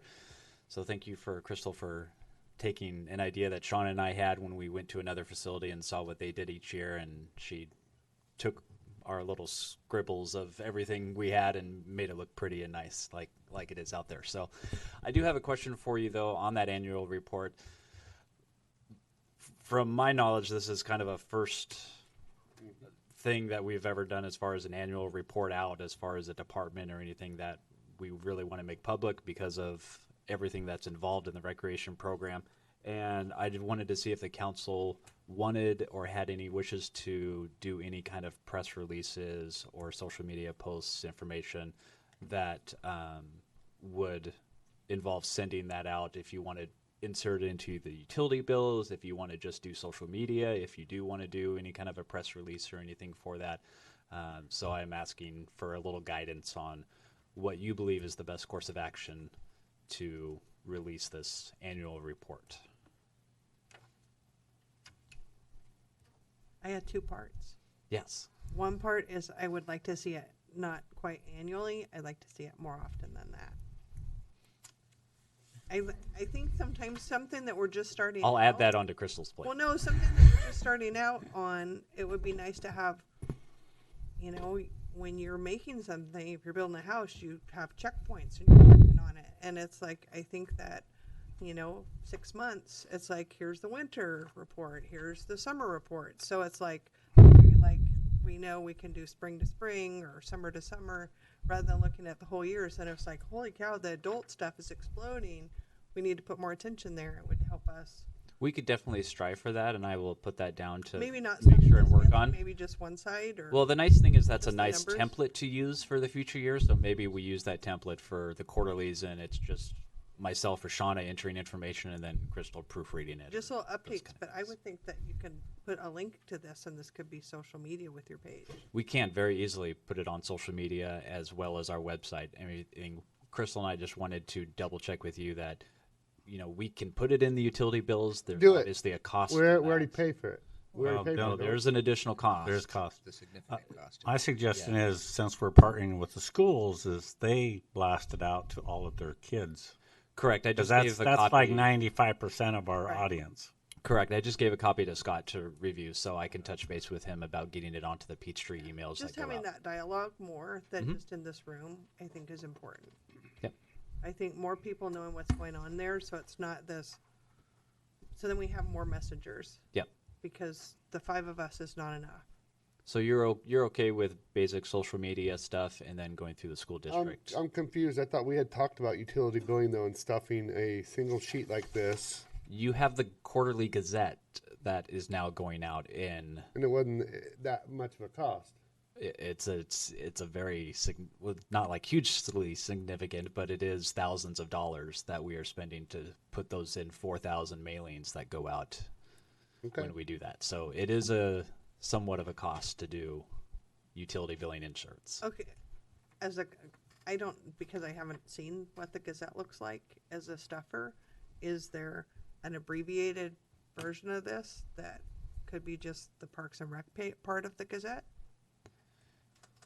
You could be. I mean, the more information you put onto the Gazette, you're either going to take away what's already there, or you're going to add another page, which is going to add more cost. Yep. So there's Back and forth. benefits. So we have to look and at what we're sending out and realize Correct. that And Crystal is if still this working how on that much quarterly. information we're sending, we want to make sure we're sending the best information. Correct. Yeah, the increased investment in communications comes with there's a hard cost piece of it as well. Yeah. And the archiving was kind of a surprise. I talked earlier. I was at the conference last week, but I was talking to the social media person at Tualatin, I believe it was. But their archiving is $60,000 a year just to do records retention, just for the software to do that. And our numbers are comparable to theirs as far as across the various platforms and all the groups, as far as Facebook and Twitter and Instagram, that kind of thing. So, but these hard costs of mailing, putting stuffers in, are good things. It's good information, but it's just not. And part of the mailing is covered, but the expense of creating that extra paper that goes in and mailed out. The utility bill is covered. That's paid for. Anything you want to add on top of that is additional. And was that it for your report, or did No, you have more? I had just a few other things. Okay, I'll let. Okay, so one other thing, and I'll just touch on base. You do have a universal fee schedule update on that. There are some changes to the business licenses that I was going to let John speak to when he gets to his report. And then you have a resolution on there for a judge, municipal court judge. That's the same judge that we've been doing. We have a yearly contract that renews, so we're redoing the resolution every single year. And then you'll also have a pro tem judge resolution coming at the next council meeting, so we will have a pro tem judge available if it's ever needed. And then the last thing I wanted to bring up is just a quick idea. I've chatted with Crystal about some of our historic pictures that we have around City Hall, some of the current pictures that we have that Crystal has taken and that are up in other offices and meeting rooms and everything. And at least since I've been here, which is only 2013, but I'm sure since everybody else has been here, we've had the same pictures, the same outlet of those pictures for the community to see when they come in for meetings or anything around City Hall. And I approached the idea with the Historic Society of giving them some space, be it that wall or somewhere, where maybe they could quarterly, monthly, yearly, whatever they felt they had the time for, to bring in new stuff and bring it into the community so that it could be seen by others, and we could add some more also current pictures around. So I approached that with the Historic Society. They were on board and willing to do that. The only request was that if we do allow them to have space, they would like to have a little bit of just like a little corner where they could say, we're the Historic Society, we have a yearly membership of $15, please apply and join our group, that kind of thing, to get them the outlet and let them know about the tours that they do and all that stuff. So I wanted to see what the council's thoughts were there of maybe just giving them like that space right there, and they would come in and manage all the pictures and change outs and everything. The only thing cost to the city would be possibly a little hanging thing for pictures, which may be a couple $100. So it's a good idea. And also along with that, I start thinking about the Columbia Learning Center's mission statement when it was birthed. And one of the issues was it would be a cultural center and it would include an art gallery. So if you pass that on to Mr. Waters, I think he would be encouraged to not only use this facility, but also the CLC facility. Be happy to pass that on. So is that okay? Head nod. Yes. Cool. That's all I have then. I have a question for you then. Yeah. When is it Springbrook new edition coming? Springbrook is going away. No, who's coming and when? Tyler Technologies and a product called Encode is coming. And how soon? So we have started implementation on the back end of things right now.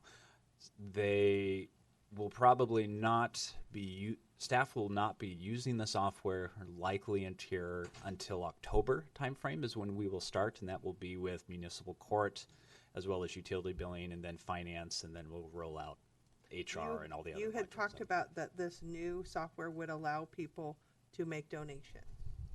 Yes. Through the utility billing option, there will be an option where you can add donations to specific programs, specific accounts, whatever you want to do. We can easily add that, as opposed to Springbrook right now, where we have to pay a developer on the back end to build that into the system. Right, rather than just kind of like when you file your income tax, it's like check here for this many dollars to go to this, that kind of thing. We would have that ability, and that'll be sometime October, November. October, November is my estimate right now, but ask me in October and November. Yeah, just as kind of just for me, because it seems like it takes a long time for our community to get to know what's coming up, and maybe once we have a better date, just like coming soon, kind of.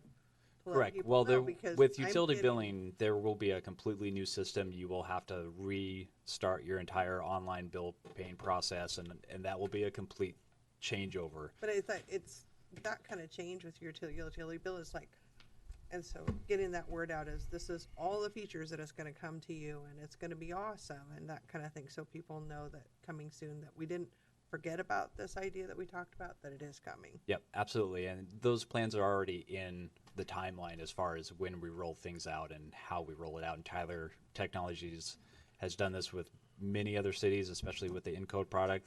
And so they're very well versed in what cities want to give out to their customers to let them know and keep them informed about all the changes in the future. Thank you. Okay, Kathy. Okay, Tina.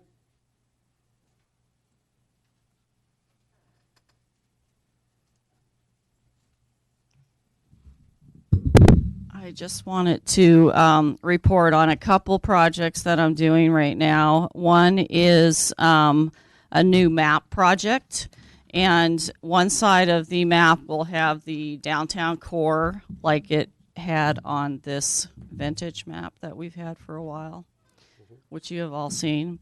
And then the other side is going to have the inside of the haunted places on it. And we will be having advertorial around the outside so that people can get extra advertising and promotion if they want to. That will be handed out at all of our events and the merchants that are participating, which would be all of the ones that are on the map. So we're looking forward to that. That is just about done. And we're not going to do giant print runs because things change so much that someone gets left out or, you know, someone moves locations, and we want to try to keep it really fresh. Then the other thing that we're just about ready to pull the trigger on is our new fan club for Spirit of Halloween Town. And people that sign up will be able to, be a fan club member as well as put the years around the patch that they have attended. And then each quarter, we're going to be sending people photos from the site that I have acquired from people in town. So they'll have really cool actual photos from the film shoot and different things that as they occurred, back in the day, 20 years ago. And I think we're going to get a ton of people that want to sign up for the fan club. And, of course, with the fan club membership comes other benefits for people when they come to Halloween Town.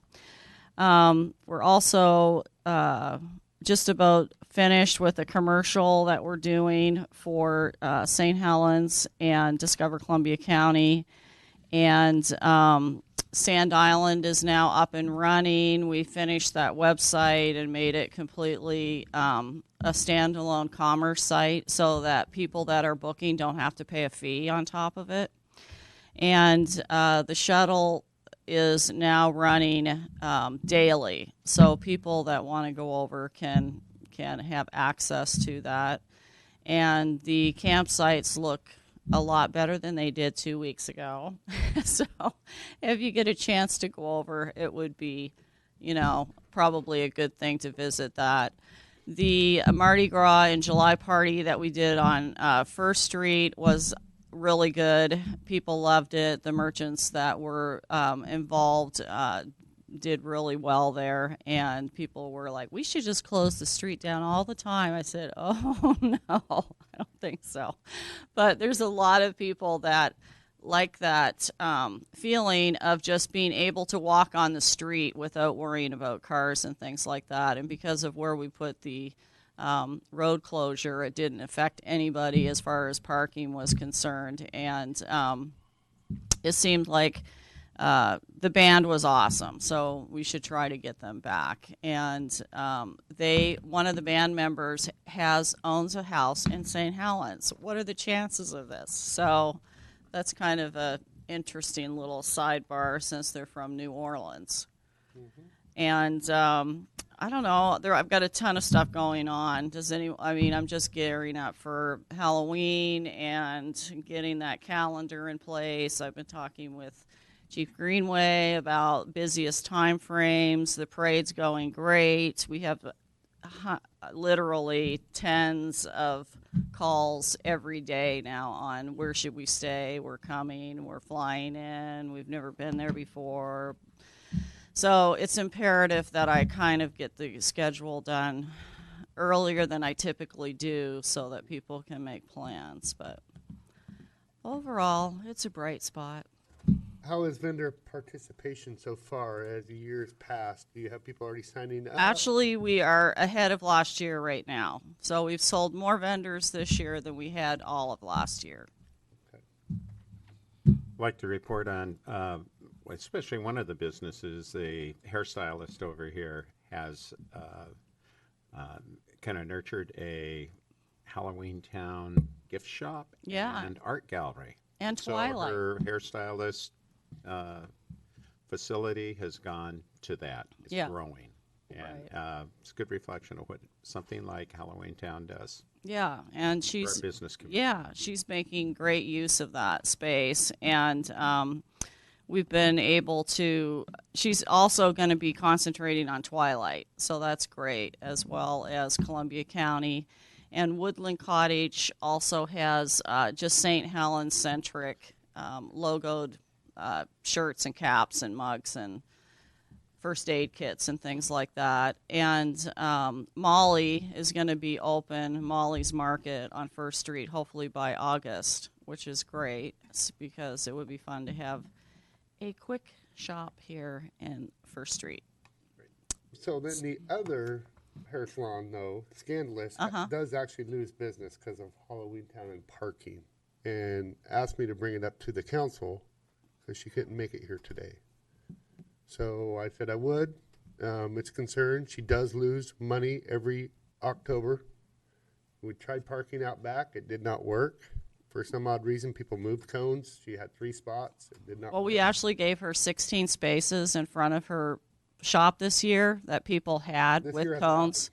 This past year. She had 16 spots. I can show you the pictures.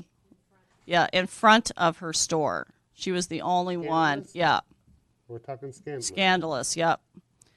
Yep. And we took photos, actually, of it because no one parked there. Kathy Payne met with her. It isn't like this is something I'm just pulling out of thin air. She had deep concerns and said she's losing lots of money due to the parking issues she had last year. Is that correct, Kathy? Yeah. Did I hear it right? Yeah, when you Okay. Okay, well, I can send you some emails. Well, we'll get together with her, and we're not going to look at emails. We're just going to get right down to brass tacks, and we're going to figure it out. That's what we're going to do. Because she's right there. Yeah, I thought we had, so. Well, we'll figure it out. Well, if it didn't happen, or if it did happen. No, it did happen. I can show you photos. So that's why I want to have you guys have the real information. Yeah. And she Because didn't we come want here- them to be She happy. did not come here under that demeanor either, right, Kathy? I mean, it was very. No, she's really nice. Yes. Yeah, and they participate in our museum tour and This is everything way else. before this event. This was 2.5 weeks ago, right? Yeah. Yeah. Okay. Before your weekend event. Yeah, well, that didn't That's a whole nother interfere thing. with Yeah. parking at all. So, So, but she has some concerns, so we need to figure that out. Any other questions for Tina on Halloween Town? Just, I don't know how your other counselors, but it'd kind of be nice to have like a monthly email of just your schedule so that we know what's going on in town. okay. You know, what you're 13 working nights is on. going on. Well, every so often we get surprised, you know. Yeah. And it's not that you don't Check- report on I it, it's know, just I sometimes- know. It's just sometimes it's like. By the time you report, we're retaining like 2% of what's going on in this room. I get that. You know, that is true. It's I like, know, hey. because it's lost. So, Well, I just get a that. little, just a little blip about what's on what weekend. So if we get hit up in the street, Yeah. we already know about it. And you can always go to discovercolumbiacounty.com and it's by calendar date, just so you know. All of our city events are on that Absolutely. calendar. That's yeah. a good reminder for our citizens, but for us as a council, send us an email. No, but I mean, if you don't have, if you just have the blips, you're not going to have the details anyway. So we can direct Yeah. people back to the website. Yeah. So we'll all be on the same page. Any other questions for Tina? Mm-hmm. No? Okay, John. Right. This is what you get for having one meeting a month. It's a lot.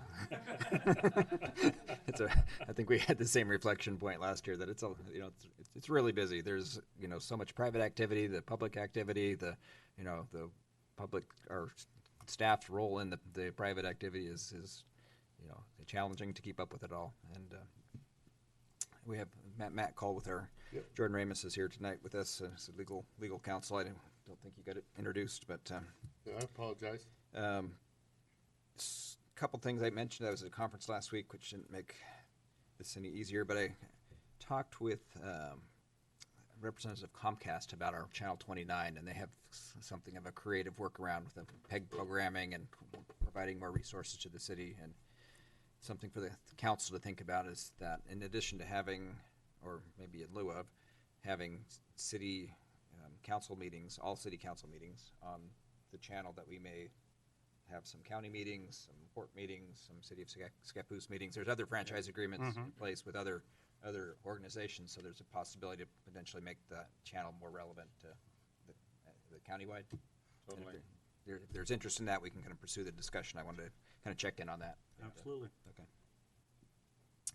Okay. Both Jacob and Matt mentioned an amendment of the fee schedule tonight, which I, going out the door last week, saw as a good opportunity to get the tiered marijuana business license amendment into that. So I wanted to talk about that, and essentially what that is.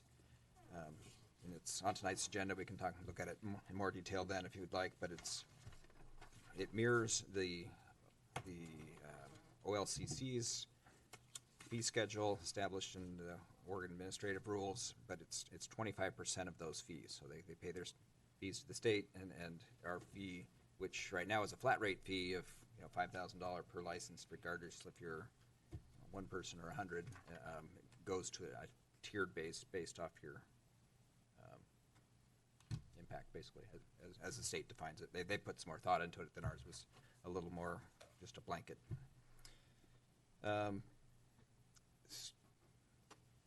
part of earlier this week, we submitted the build application grant.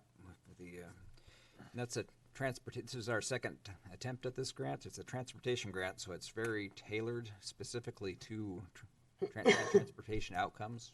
And it was a lot of effort. Jenny's in the audience right there, and can kind of speak to the level of effort that I would say that the resubmittal was almost more difficult than the initial submittal in a lot of regards. Kind of new graphics, new approach to the project. The primary objective of this federal funding request is to get the funding is to obtain the funding to extend the streets, build the Riverwalk portion, and get that platform of infrastructure to attract private development. And it's nothing really more than that. A little disappointed about having some negative information about the city wanting to withdraw from that process. It's a $12 million proposal. What's different from last year, from this year, is that the readiness to proceed piece of that, as you work out over the water, the project gets increasing almost exponentially more expensive, both in the construction cost and in the environmental permitting process, and it adds a layer of uncertainty that the grant reviewers felt was they discounted us on that you don't have this figured out yet, you're not there yet, because we're not, we haven't. So we've taken the project, pulled those facilities back to the edge of the water line, which significantly reduces the permitting process, reduces the cost, and makes it that much more competitive. And Jenny's just done a fantastic job really working hard on this, and we're hopeful that we obtain it. We'll know in mid-December-ish. So, and most of the rest of I have is for later in the executive session, but that looks like I'll cut it short. So. So with that design, I just have a question. With that design in mind, will there be considerations of years from now if that could adapt to some cantilevered areas or areas that do go over, and just in terms of the way the design is? I mean, so the design, this is a conceptual design. So there's this is no engineering. This is a rendering that can be perfected or revised or. Good. Okay. A lot of flexibility. There's flexibility there, but the primary objective is to get funding to get the base infrastructure installed. Thanks. And I do have a copy electronically or hard copy if anybody that likes to have one. It'll be up on our website soon, or you'll email them out to council. I didn't get a chance to get to that today. So. Okay. All right. So I'm going to defer our council reports till later, and we're going to go ahead and adjourn, and then we're going to get on with the executive session in about 10 minutes from now. So we're adjourned. Perfect. Let's say at the time. All right. Way to go. Let's take 10. Hey, does anybody feel like we're going to need to order pizza? We have to be back here early. Yes. Executive. 6:45. Should we? Yeah.